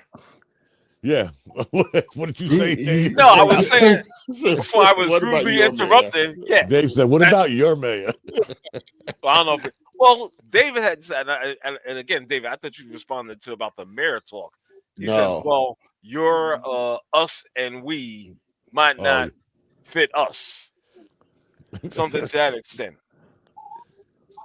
You referenced something. You referenced something about the game. You referenced something about the game and the play that us and so forth. That's why I responded. But as far as the new mayor of New York, he can give as many impassioned speeches as he wants. He can give as many. He can be Braveheart. He can get up on a horse. He can get up on a horse. No, camel. Or a camel or whatever. He can do whatever it is that he wants. He could swing a saber. He could whatever he wants. Doesn't matter. Doesn't matter. Oh, this doesn't matter. You the mayor of New York, and all of that stuff that you were promising, you won't be able to deliver. Yeah, that he already that wrench. That wrench is crazy. He backtracked on that food, man. I was ready to move back, Bishop. I said, I want my free groceries. I earned that shit. Right? Yo, if he bring that rent back to like maybe $1,200, $1,500 apartment, I'm back home. Let me. Can I tell y'all one thing? I don't know if I ever told y'all this. I'm not going to say it's a correlation, but his pipe dreams were basically like the pipe dreams the governor of California had with the $22.50 an hour. Oh, okay. Yeah. Well, when I was in San Francisco last year, I'm with my brother-in-law. We're trying to find Jersey Mike's, and we ride by this strip mall, and he points to the strip mall and says, "Dom, that's what $22.50 gets you." I'm looking like, what's he talking about? Well, half the stores were closed. He said, it's kind of hard when you tell mom and pops who can't afford $22.50 an hour to pay somebody $22.50 an hour, and now we have an empty strip mall. I'm like, oh shit! I didn't know their governor upped the minimum wage to $22.50. But I don't think that was a result of the wage stuff, because if you think about it, how many employees does that mom and pop shop have? If they got, let's just say for argument's sake, I'll be generous, they got 10 employees. And it's like, okay, so you're paying them $22.50 an hour, and maybe out of that 10, maybe like 3 of them work full time, or let's say half of them work full time. Okay. Is that going to break you? If that's going to break you, then you were on the edge. You were teetering on the edge. And that's another thing, Bishop. They might have been. But the point Patrick was trying to explain to me, well, he wasn't explaining. He was saying, first of all, I don't think it's fair that somebody can tell Bishop how much he has to pay his employees. Right. It's not your business. It's my business. I'm running this business. Now, if I want to pay them $10 an hour and the state wants to kick in the other 12, I'm with it. But I don't think he was telling me he didn't think, and he's a San Franciscoan. He was just getting to the point of not thinking it's fair, like what Live just said about the rent. You know, can somebody tell Bishop, who's a landlord, how much he can spend or charge? No. Yeah, No. I don't think that's fair. Or Well, I mean, there used to be a bubble where you couldn't go youngish, over. but for real, I mean, how would somebody tell Bishop how to run his business, what to charge with his business? I don't think that's it's what the market calls for. It's what the right, market calls exactly. for. Right. Unless you have a contract with the city. Like when you have a contract with the city, then they have like rates.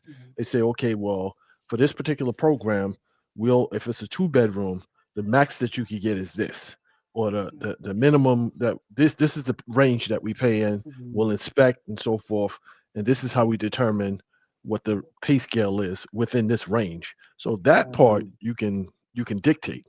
You know what I'm saying? Because you can pressure, pull the levers. But for private homeowners that are not involved in any kind of it's what the market demands, and it's like. You got people moving from the city. You got people moving, you know what I'm saying? You got a lot of like artsy people that have moved back into Brooklyn. And it's like they come in with I hope they're not moving because of what the fuck he said. The sad thing is, guys, and he can't do it. No, and you can't. MTA I hope he wakes up and realizes that even if you try something like this, the numbers in New York City haven't been good over the last 4 to 6 years. Right. With the number of people leaving the city. Right. Even with the people leaving and the people. Yeah, even the people leaving and coming, the offset is still on average 177,000 people per year. So again, going to Bishop's point, now if he's going to tell Bishop, you got to do this and that, what you think Bishop ain't going to pack up his shit and go somewhere else? Well, the way the city is structured, it's a city of haves. Right. It's a city of haves. Right. They're forcing have-nots. Right. To either well, but that happened over the last 20, 30 some odd years. Yeah, so it's a city of haves and have-nots, and if you are have-not, you got to make a decision. Do you want to crawl around for these crumbs, or do you want to go someplace else and possibly exist, not just live. Exactly. Calm down, Bishop. We don't want all of them running here. Oh no. So North Carolina is different. We don't need any more of these Northerners coming down here blowing. Look. Wait, hold up. Aren't you a Northerner? Yes, we are, but yes, and I want to keep it calm. You see how he said "we," right? Like it wasn't no New York accent on that. So here in Bridgeport, they built like 8, 9. They're still building these apartments that go for $2,500 and up, depending on where it is. Nobody here in Bridgeport is paying that. So all of the people from New York, they're all coming here to Bridgeport, which is kind of stupid because Bridgeport is like it's by design. My sister calls me New York Connecticut, but yeah, no, it's by design. Look. I'll be honest, Bishop. I thought after the guy got elected, Reggie was going to call us and ask us, "Can we help him move down south?" But well, I thought a good election promise for him to make is to raise the speed limit back to a normal speed limit and stop everybody from driving around at 25 miles an hour. It was like, that's painful. That's crazy. So now you have to incorporate. Is that for real? I mean, yes. That got to be on streets, so that can't be on like the West Side Highway. No, it's on streets. It's 25 miles an hour. 25 miles an hour, and then on the highway it's like 45. What's it in the school zone? Nah, it's not 45. It's 50. It's not 55. Okay, yeah, it's 50, but it's 20 in the school zone. And 25 on a regular street. Yeah, and here's also the thing about it. School zone, is not 8 to 3. It's all day long. Wow. That's You crazy. know what kind of wear and tear that is on your car? It's painful. Yes. It is painful. Yeah, And so here's what they basically did this. I already pay enough maintenance on this shit. They essentially determined that the rate of survival if you get hit by a car is improved at that speed. So that's like the optimal speed that if you do get hit by the car, that you have a far greater chance of survival at 25 than you do 30. That many people getting hit by a car? I was getting ready to listen. If you haven't been to New York City lately, let me explain it. Let me explain it to you. You got these Uber Eat dudes. Okay. Oh God. These Uber Eats on these scooters. Yes, the scooters. Weaving in and out of traffic to go absolutely nowhere. Yeah. So if you're not, even if you're going 30 miles an hour, let's just say that 30 that you want, or what, you're gonna kill somebody because these idiots is just all over the place. Yeah. Let's not talk about these damn cell phones. Yep. People don't even pick their head up anymore. That's what I was about to say. Yo, they stuck in their head. They stuck in their phone. They don't care if the light's green, yellow, red. They going. So for people that's driving, if you are not paying attention, yes, you can absolutely kill somebody. But why don't you It's set a that law? bad. Why don't you set a they law can kill themselves. mandating that you can't walk and look at your walking with their phone. Yeah, and walk and look at your cell phone. Is that 25 miles an hour by design? Are they trying to make money off tickets? Yeah, they make money off the tickets too. It's a combination, ain't it? It's a combination. Yeah, what it is, it's definitely money driven. Everything in New York is money driven. Everything. But they use the excuse or the reasoning, the logic behind it is about saving lives. They're not interested in saving lives. How about saving lives of the homeless people that are laid all over the place? Let's improve their quality of life. Let's all these things. If they can make money over it, they will exploit it. And that's one of the reasons why people are running to the states with Dom and Bishop and Live. They try to get out of New York because it's not livable. So you want to hear something funny? You know what's weird though, guys? Not the me and Bishop's from New York, so we're not gonna But I just think of what Dave said. It's not livable and it's not affordable. That's like a double whammy. It is. So I was in New York. I came up to New York for a funeral, and I rented a car.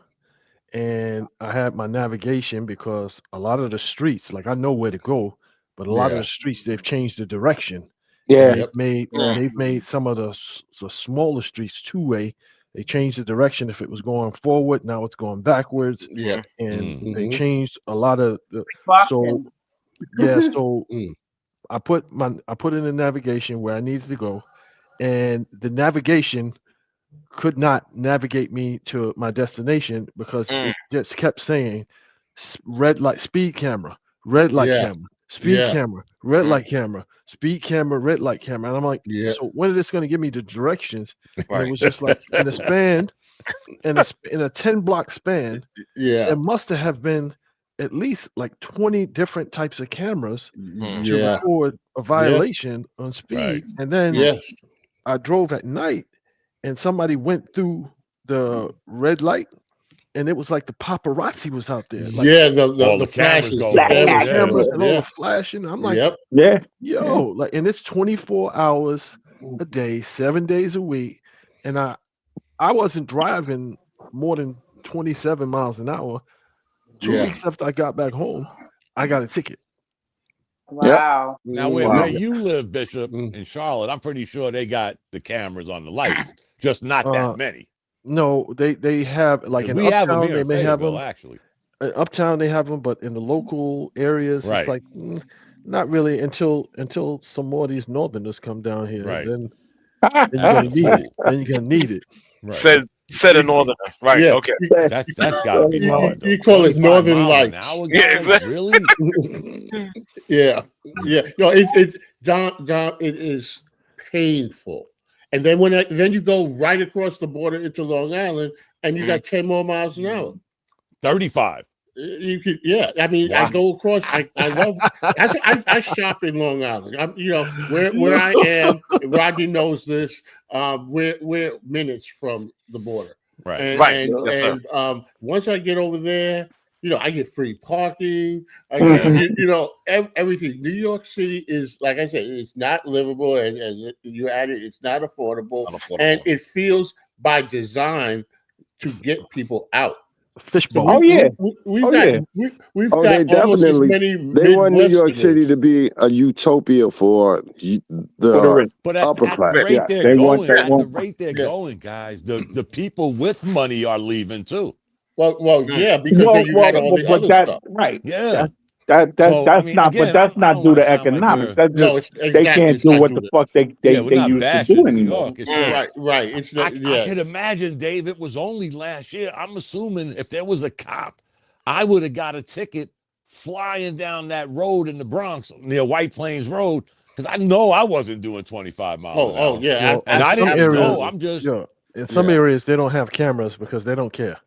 It's like, hit as many people probably as you in want. the Bronx too, right? Yeah, probably in the Bronx, because then they closed the hospital too. So they said, "Well, it's not working." And see, that's another thing, like design. You got your little Brownsville area. They closed a lot of hospitals. Yeah. Can I ask a doc question? Was anybody in Brooklyn during the last storm that came through?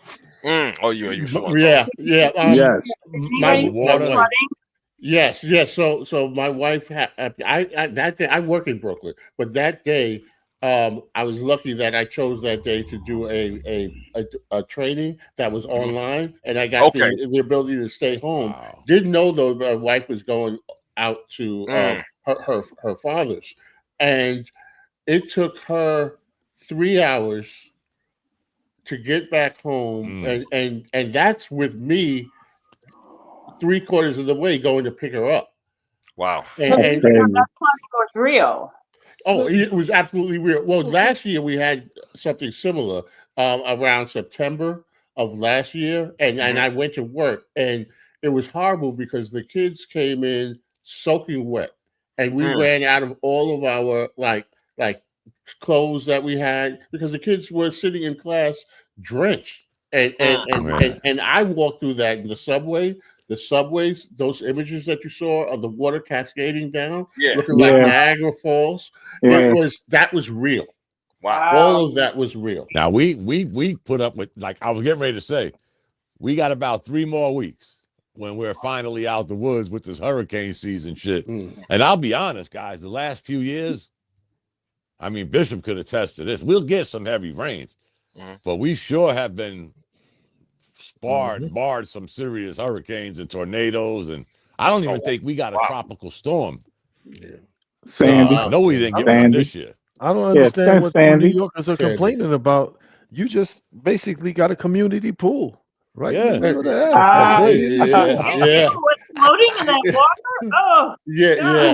Well, have you been? Yeah. Have you been to a pool in New York, Evelyn? Because it might be cleaner to swim down the street than it is. Oh, exactly. God, that's so disgusting. It looked like there was. I remember as a kid, we used to go to Katona Park.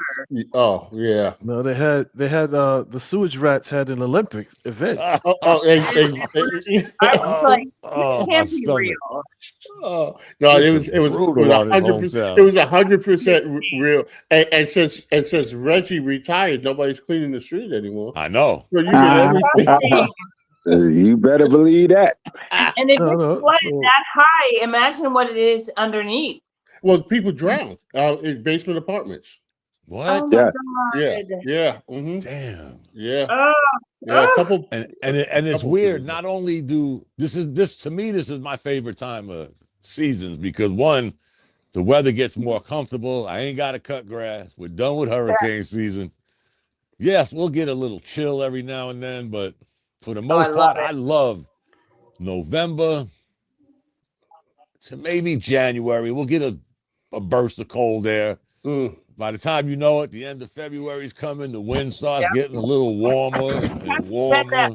Lately. Yeah, and then we're back to the heat, and But I would never want to live in something like that. Oh, it was absolutely real, and rumor has. I saw the news though. No, it was real, and rumor has it that a guy got a speeding ticket, trying to take his boat down the street.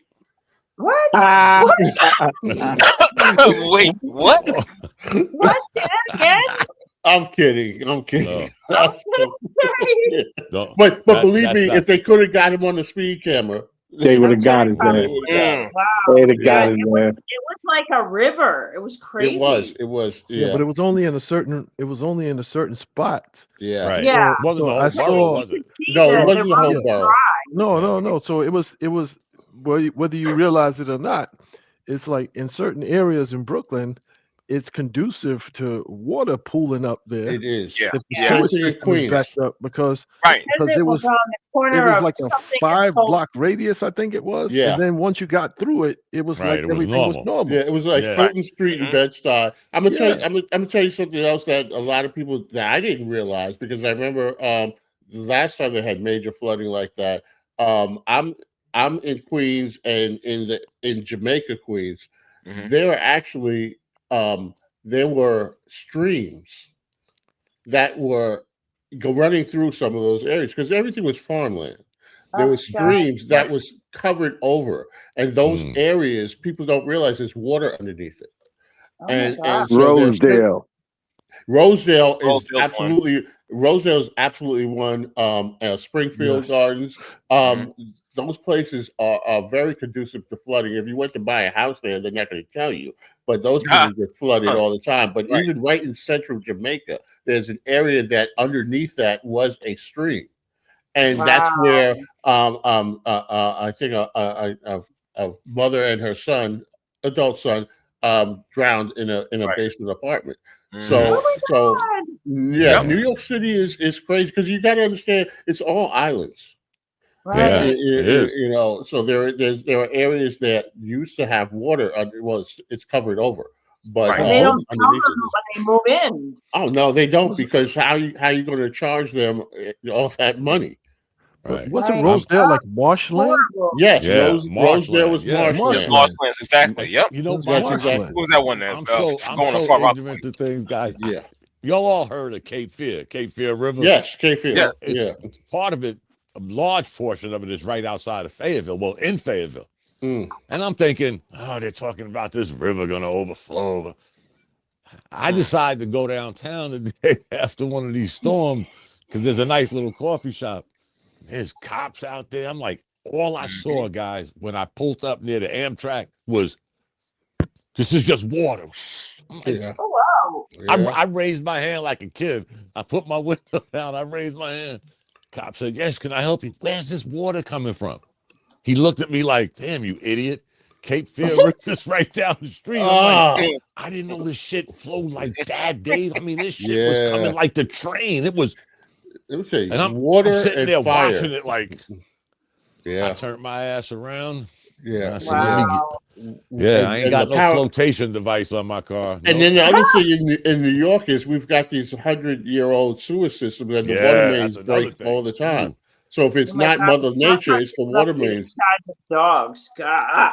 Yeah. It's not good, but yet they want to charge you so much money to live here. Well, that's how we started this conversation. I was surprised that with all of that flooding, because the power, a lot of the power stuff is underground.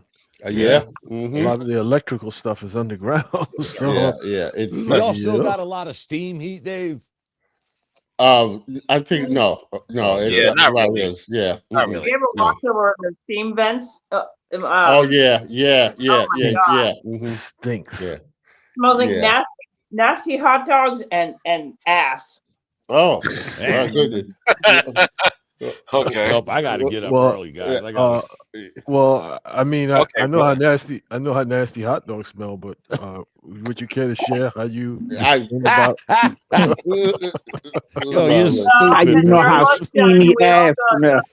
Did R go to sleep on us? No, I'm listening, bro. I let y'all rock, man. I can't hear him. So, can I ask a quick question? It's just that this is something that our mutual friend has said. Does anybody think that maybe in 50 years, New York City will be underwater. Wow.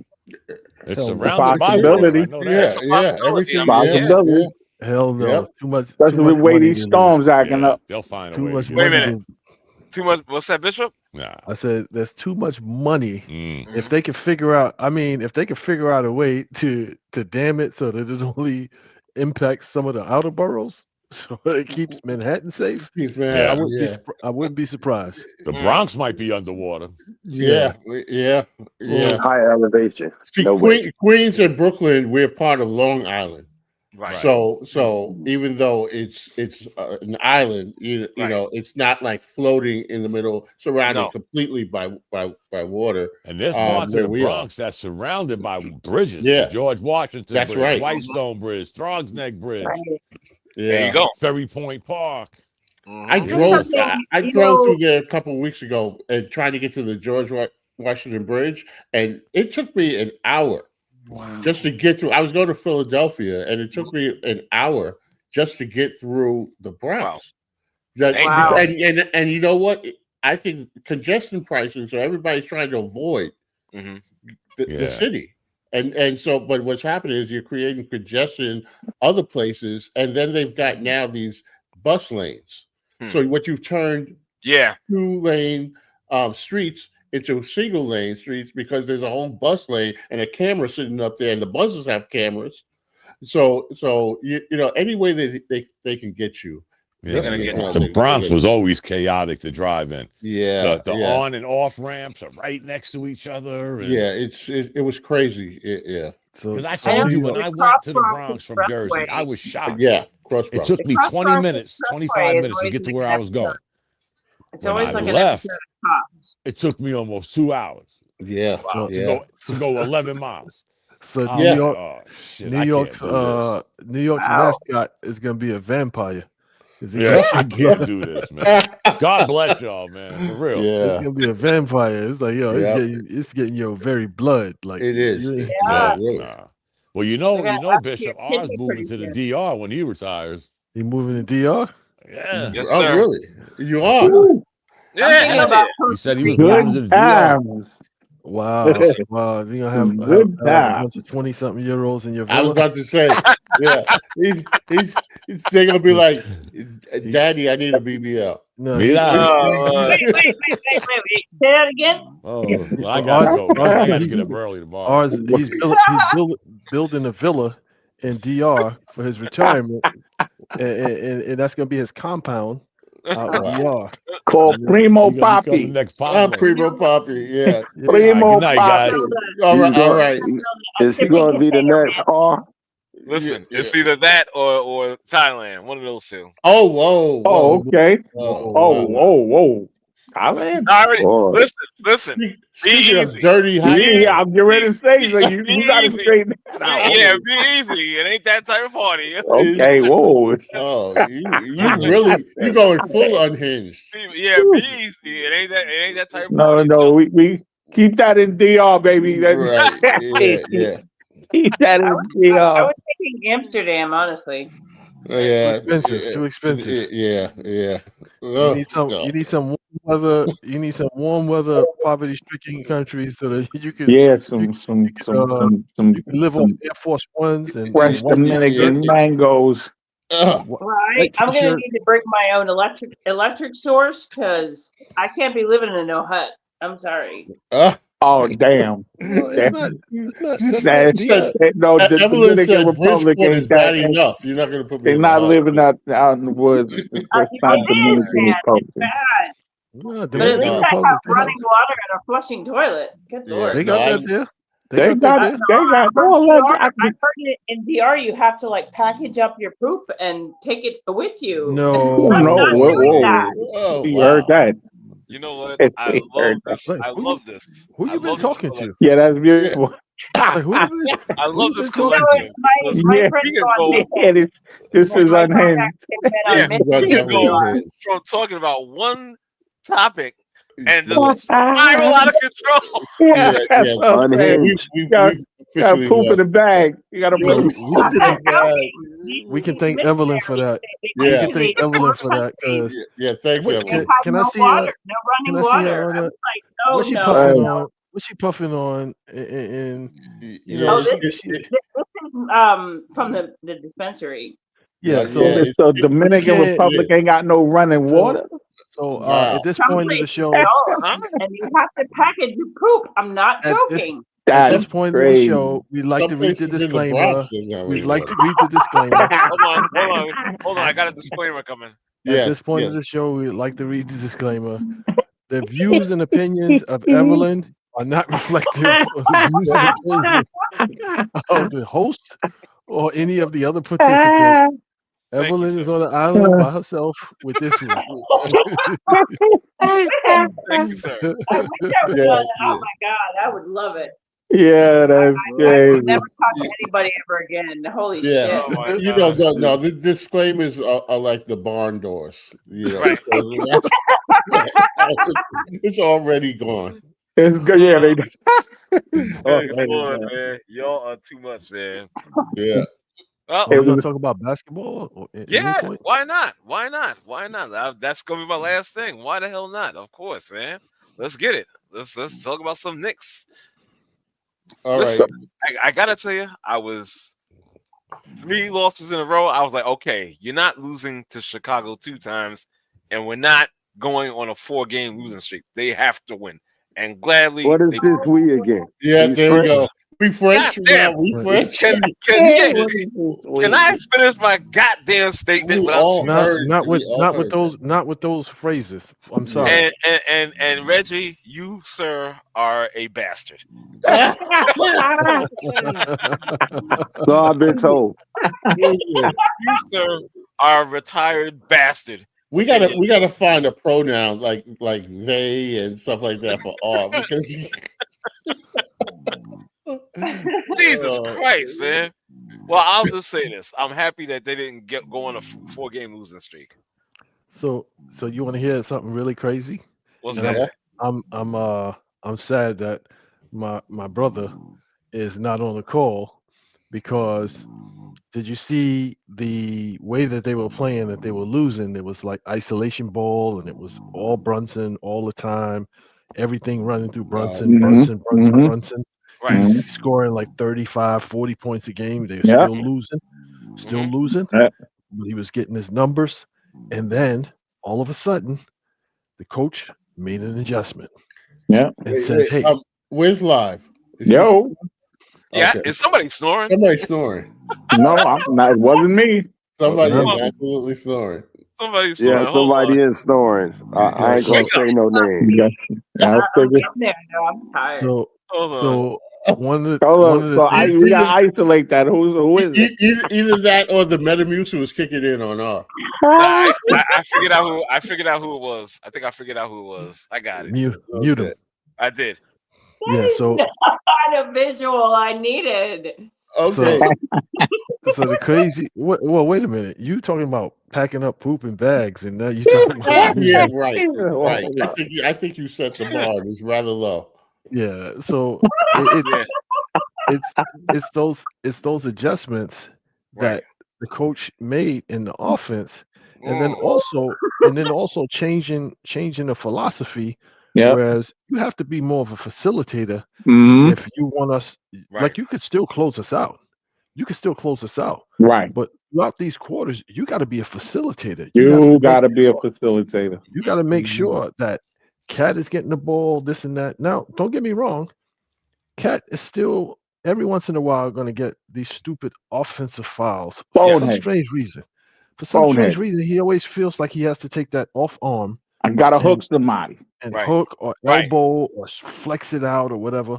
But for the most part, when he's involved in the offense, which is what I was saying, he doesn't have time for some of those stupid like pick fouls or reaching or whatever. He's so engaged. He's waiting. He's excited to go down court to get the ball back. Right. Or to be involved in the offense. So again, all last season, this is what I was talking about. And it's like you can't say, okay, well, they got better personnel. No, these are the same players. These are the same players. The only people that have changed is Jabaseli and Clarkson. That's So it. now you see with what's the kid that used to come off the bench? Now he's actually getting playing time and he's producing. The two guard or small forward. McBride. No, not McBride. The light skinned kid. Hart, lighter than No, the one that hurt his Shamit. Shamit. Right. Okay. Right. Why weren't you using him before? Like he was buried on the bench, and it's like, yo, he can defend, he can hit open shots if he gets in the, and he's a nice replacement for Bridges. Yes, sir. Like you can put him in to spell Bridges, and it's just like, well, why couldn't you see that? Like 2 seasons ago, why couldn't you see that? 6.5 plays. Yeah, and it's 6.5 plays. It's so refreshing to see. Yo, the game was so easy against Minnesota. They scored 137 points. Exactly. And they scored through the third quarter, through 3 quarters, they're scoring like 90 points, close to 100 points through 3 quarters. I think before that Washington game, they was I think they was third in scoring, if I'm not mistaken. And it's like you could say, okay, well, they're taking more threes or whatever, but the ball is moving. And those threes facilitate space. Yes. They make you gotta it don't even the volume, the pure volume of the shots makes you have to defend it. Because they're gonna shoot it. It's like that's where they at. So what the fuck is you gonna defend if you're not defending that three? You're not gonna necessarily let them and if they shooting it at a decent clip, right? Like your man Shamit. You know what I'm saying? 40% shooter. You know what I'm saying? McBride, 40% shooter. Right? All of these, you know what I'm saying? Brunson, off ball, 40% shooter, right? Off ball, 40%, run, you know what I'm saying? Trailing 3, all that. You have to defend it. So that gives you all the space in the world. That has got a free lane to the basket. Brunson, Euro stepping and all that. Come on, son. Yo, we looking good. And it's like we wouldn't have been able to do that with under the last coach because he absolutely he not. only wanted to play 6 guys and he stick with the 6 guys and win, lose or draw. I'm going with Brunson. And it's like everybody know where it's going. Right. Exactly. Everybody know what he's doing. He's still getting it off, but at what cost? At a $50 million dude standing in the corner. Talking about, oh my God, get him into the play. Get him into the play. Yeah, you can say what you want about Cat. He can score. He can score on multiple levels. He can score. So you see what he did? Oh, son, get him involved. Like Bishop said, man, get him involved. Stop chucking. You were chucking the last 3 games, my man. Let's stop that. Well, you see the body language in these 2 games that they won. Yeah. You know what I finally saw? I saw pick and rolls with Brunson and Cat. Right. And Brunson that on a high assist. Yes. Yes. What he had like 5. They had a triple double the other night. Yeah, because he had like 5 assists by halftime, if I'm not mistaken. He almost got a triple double. I think he had 10 assists in that Minnesota game. I think so. If they play the way they are supposed to play and they're capable of, Brunson could potentially average a triple double. Yes. He could potentially average a triple double. Yes. I mean, shit. Fucking Bridges had 9 assists. Yeah. One night. We don't need him. We don't need him scoring 35, 40 points a game at the expense of everybody else. Right. Not getting shots. And losing games. You shouldn't have lost to Chicago. Shouldn't have lost to Milwaukee. You know what though, Bishop? I gotta say, man, Chicago looks pretty good, man. Like they got a squad, man. And they was undefeated when we saw them. So the problem that they're gonna have is once they start exploiting Giddey because he can't defend anybody. Once they start exploiting him, then it's like, okay, well, you want to score, but you got to guard somebody. Yeah, you got to come in and guard somebody, and now you foul prone. Just like when folks were looking at San Antonio and saying, "Yo, Wemby is looking crazy right now," and this and that, and blah blah blah. And then you saw it, and I said, the league will adjust. They adjusted to Giannis. The league will adjust. So last night I watched them play the Lakers. The Lakers did not have LeBron. They got Aiden. They got Marcus Smart. They got a decent complement of players. You know what they did? Smart was a good pickup too, man. Yeah, he's a phenomenal pickup for them. But you know what they did? They took charges on Wemby. It's like, okay, you want to be mobile? Yeah. Once you start going in the direction at 7'5", you can't stop. You're not doing nothing right. Yeah, you can't stop. You're not You doing can't stop. So now what's going to happen is a lot of other teams, just like how they did with Giannis. Remember, Giannis was the freight train, and it's like now they're gonna follow suit. Yeah, they're going to start seeing teams taking charges on him because once he starts going in one direction, it ain't like he could change direction. He ain't a guard. He's 7'5". Yeah. And then on top of that, now they double teaming him. And you really start to see like he turning the ball over. He just doing it's like, dude, you're 7'5". Like why are you rushing to pass the ball? Like you can stand there and hold it above your head. Like, exactly. Stop the whole game. Yeah. That's true. Off a double team. He had like 4 turnovers off a double team. So I'm like, before you start ordaining these French coquettes as like how many French players have they drafted based off of the fact that Wemby came in and showed potential? Now we got more French guys in the league than we ever had at any given point. And it's just like not all of them are going to pan out. And he's the only one that seems to be pretty decent. But the league has figured him out. And Tony Parker was decent. Yeah, no. Tony Parker was more than decent. He was all right. Tony Parker was playing with Tim Duncan and David Robinson. I'm talking about leading a team. There's never been a French guy who's leading a team. Never. And it's never. Right. So it's like he's decent, but unless he can guard 1 through 5 and he got to score 75 points a game, San Antonio ain't going nowhere. It's just going to be more frustration. They can hype him up or whatever. It's like last night, it was so crazy. He had like 3 offensive fouls. Well, he finished with 9 points last night, right? You know what I'm saying? He ain't that fast. He ain't that fast. He's mobile, but he ain't that fast. And it's just he finished with 9 points, right? No, he had more than 9 points, but he fouled out. And it's just I think he only had 9. When Porzingis, that was the game before when they played Phoenix and they lost to Phoenix. And Phoenix has got no big men. They got no big men, but they were just double teaming him. You know, sidebar. Speaking of French, you guys heard about the break-in at the Louvre? Yeah.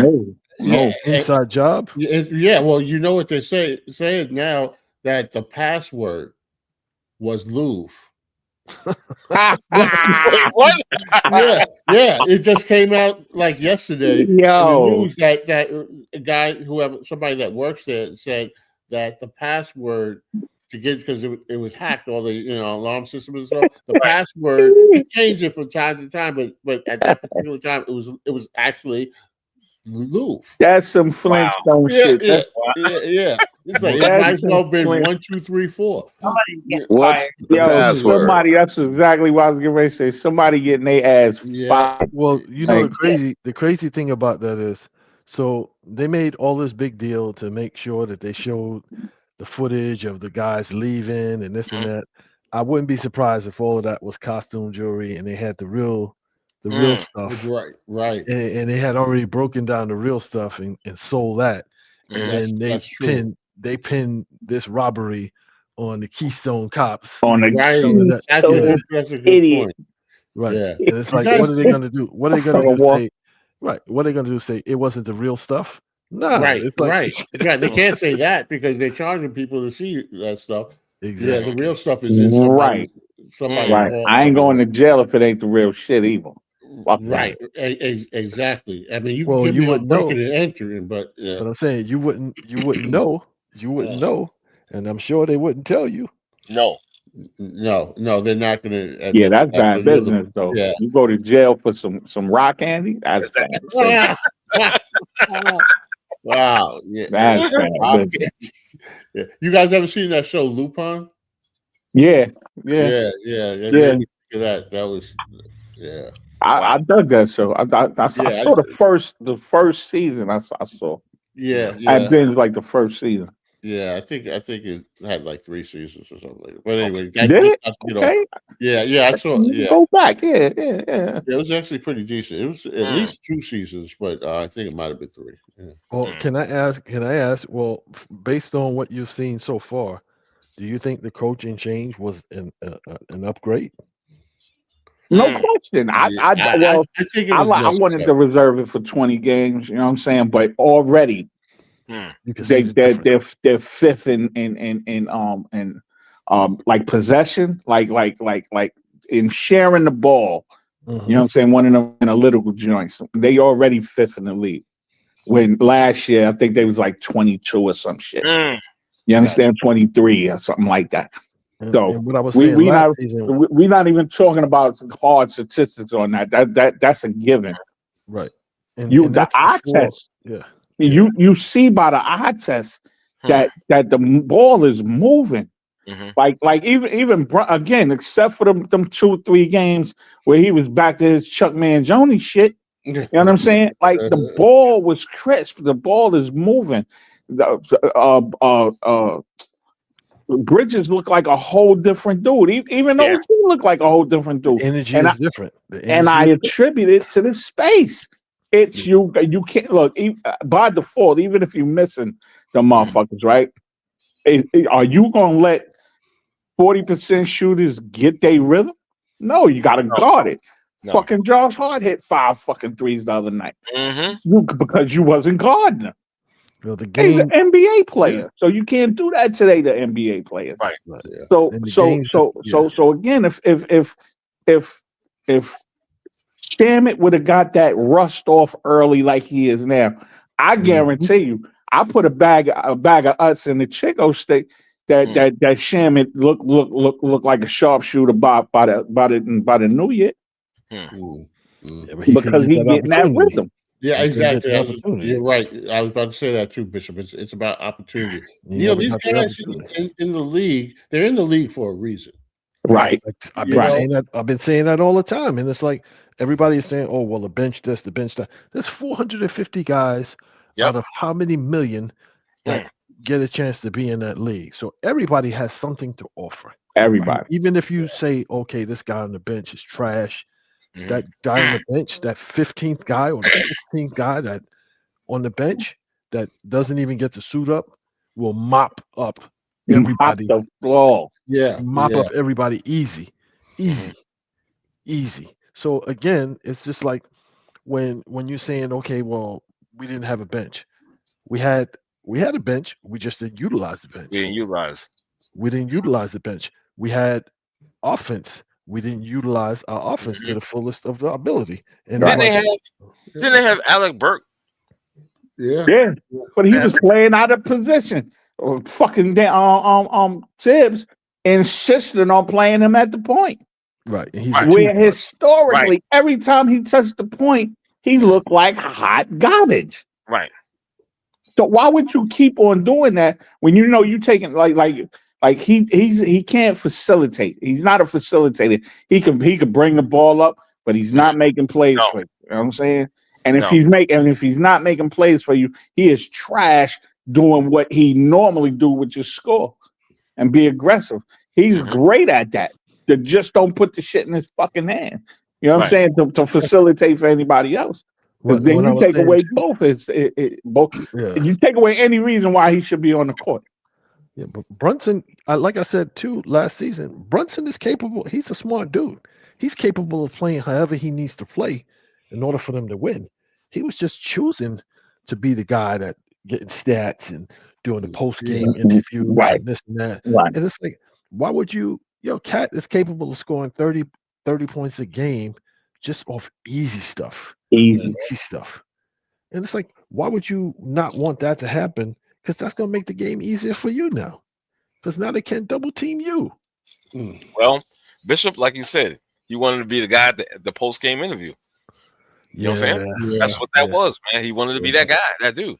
So it was like the games that they lost, the game to the Bucks and the game to the Wizards. I attribute the first game that they lost to, hey, we just got to get it together. We just gotta, But the games that they lost to Chicago and to Milwaukee, those was because Brunson wanted to be Super Brunson, and it's just like that doesn't work. It doesn't work. You sacrifice everybody else. Yeah. So I think it was a great move, and just 8 games in, and I'm looking at, okay, well, if it's this good right now, it's only going to get better. It's only going to get better because they're going to start hitting more shots. Everybody's going to get more comfortable in their roles. Everybody's going to now you're going to have guys being more effective in less minutes. More effective. And when somebody get hurt, you're gonna have somebody that knows the play, who he's playing with. You know what I'm saying? Is comfortable with everybody on that team. At least 10 deep. That at least 10 deep done played with each other. At least the first part of the season. I don't believe he's gonna play like these many people like going forward.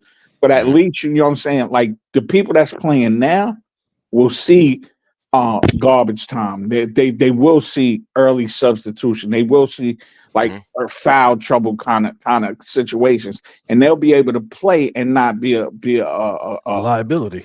Right, there you go. Yeah. There you go. Yep. There you go. Yeah. Well, that's the crazy part. The crazy part too is like I'm looking at this, and it's just like, well, Brunson and these guys, the starters, will be able to get their numbers in less minutes. In less minutes. So now I only have to score 20 points a game.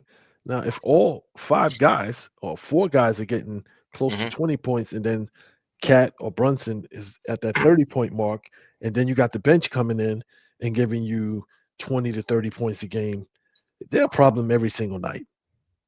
The only problem that I got with them right now is like I want them to lock in more on defense. In certain positions, I want them to lock in more. Now, there's going to be certain teams that if you're a team that got like a 6'9" guy who's super athletic and strong, like Gordon from Denver, if you got one of those kind of players, that's going to be a problem for us. But any other position, we should have them on lock. Any other position that we see, like even with Giddey, I'm like, why are we allowing? He's 6'8". I got it. It's like this guy can't defend anybody, but put him in situations where he's got to guard Bridges or he's got to guard Anunoby. Put him in situations like that and see if he can move his feet without fouling. And it's like the 2 games that they played against Chicago, he shined like he was new money. And I'm like, where was this? And it's only against the Knicks that he's doing this. It's only again he had triple doubles. I'm close to a triple double in the second time, but it's just like they start moving the ball, and it's like it's not enough. Right now, when the other kid gets back, the kid from UNC, the guard, I don't know how they're gonna work that because you got 2 ball handlers, 2 dominant ball handlers. The kid from UNC that was playing the point last year. He always had his hair blown out like a puff. Oh, you talking about Kobe White? Kobe White. Yeah. So now you're gonna have too much. Right. You have too much. So I was like, yeah, they bringing his ass off the bench. I like Giddey is playing too well for them to disrupt that situation. Yeah, but before he got hurt, Kobe White was playing like that. He was hitting game winners. They were clearing it out and letting him close out. Right, but then they just signed. They gave him his money, right? Kobe White. I believe so. Yeah. So they got to play. They got to do something. You know what I'm saying? Like they can't. They're not gonna give him his money unless they looking to trade him. Yeah.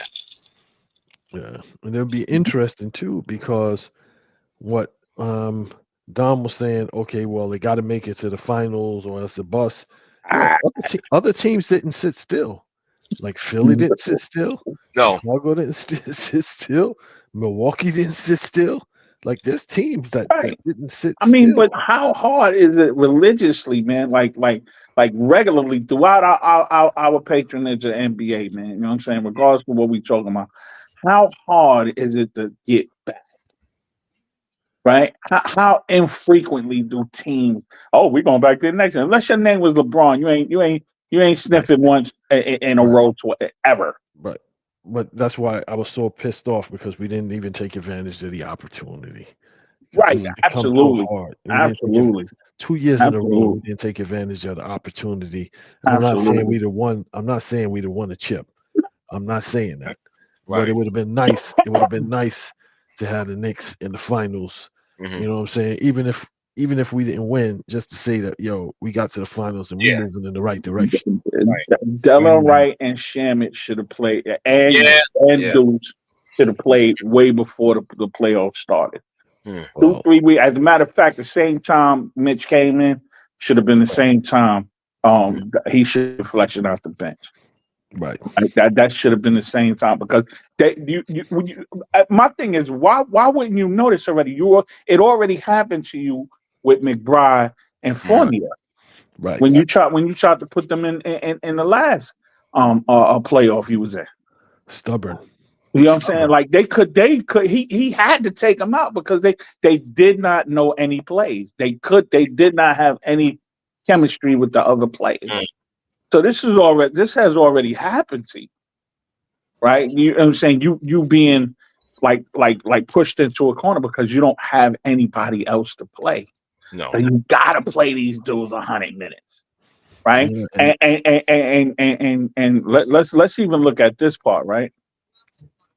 Bridges looks like a whole different person for a reason. He's not being overplayed. Yep. Right? You know what I'm saying? You're talking about somebody who's point of the attack, who's on the best man, who then has to shoot a corner three, run up and down the court, shoot a corner three for 48 minutes. That's there's nothing wrong with him. He tired. I don't give a fuck about that Iron Man shit. He's tired. Exactly. Yeah. When you look at that, when you say that, then you say, okay, well, Tibbs was very passive aggressive in his approach. I'm not going to play these guys because I don't like the fact that I didn't have a say so in bringing these guys here, so I'm not playing them. So it's kind of like a passive aggressive thumbing your nose up at the GM in the team because they acquiring the talent and saying, hey, utilize these guys, and you saying, hey, I don't have anybody on the bench. So that's a passive aggressive way of saying, hey, they're not doing their job. So how long do you think that was going to last? Because you ain't successful. You're being like insubordinate in a way and passive aggressive. How long do you think that was going to last? I'm surprised it lasted. I'm surprised it lasted that long because I told you 3 to 5 years. Then you gotta move. You gotta move because he's not capable. His career path, he's not capable of adjusting. Not capable. Uh-oh. No. Okay. I don't know what that was, but sorry, that was me. I was yelling at my cat. I was about to say that's Evelyn's cat. Okay. Her imaginary cat. Yeah. Are those edibles from the dispensary too?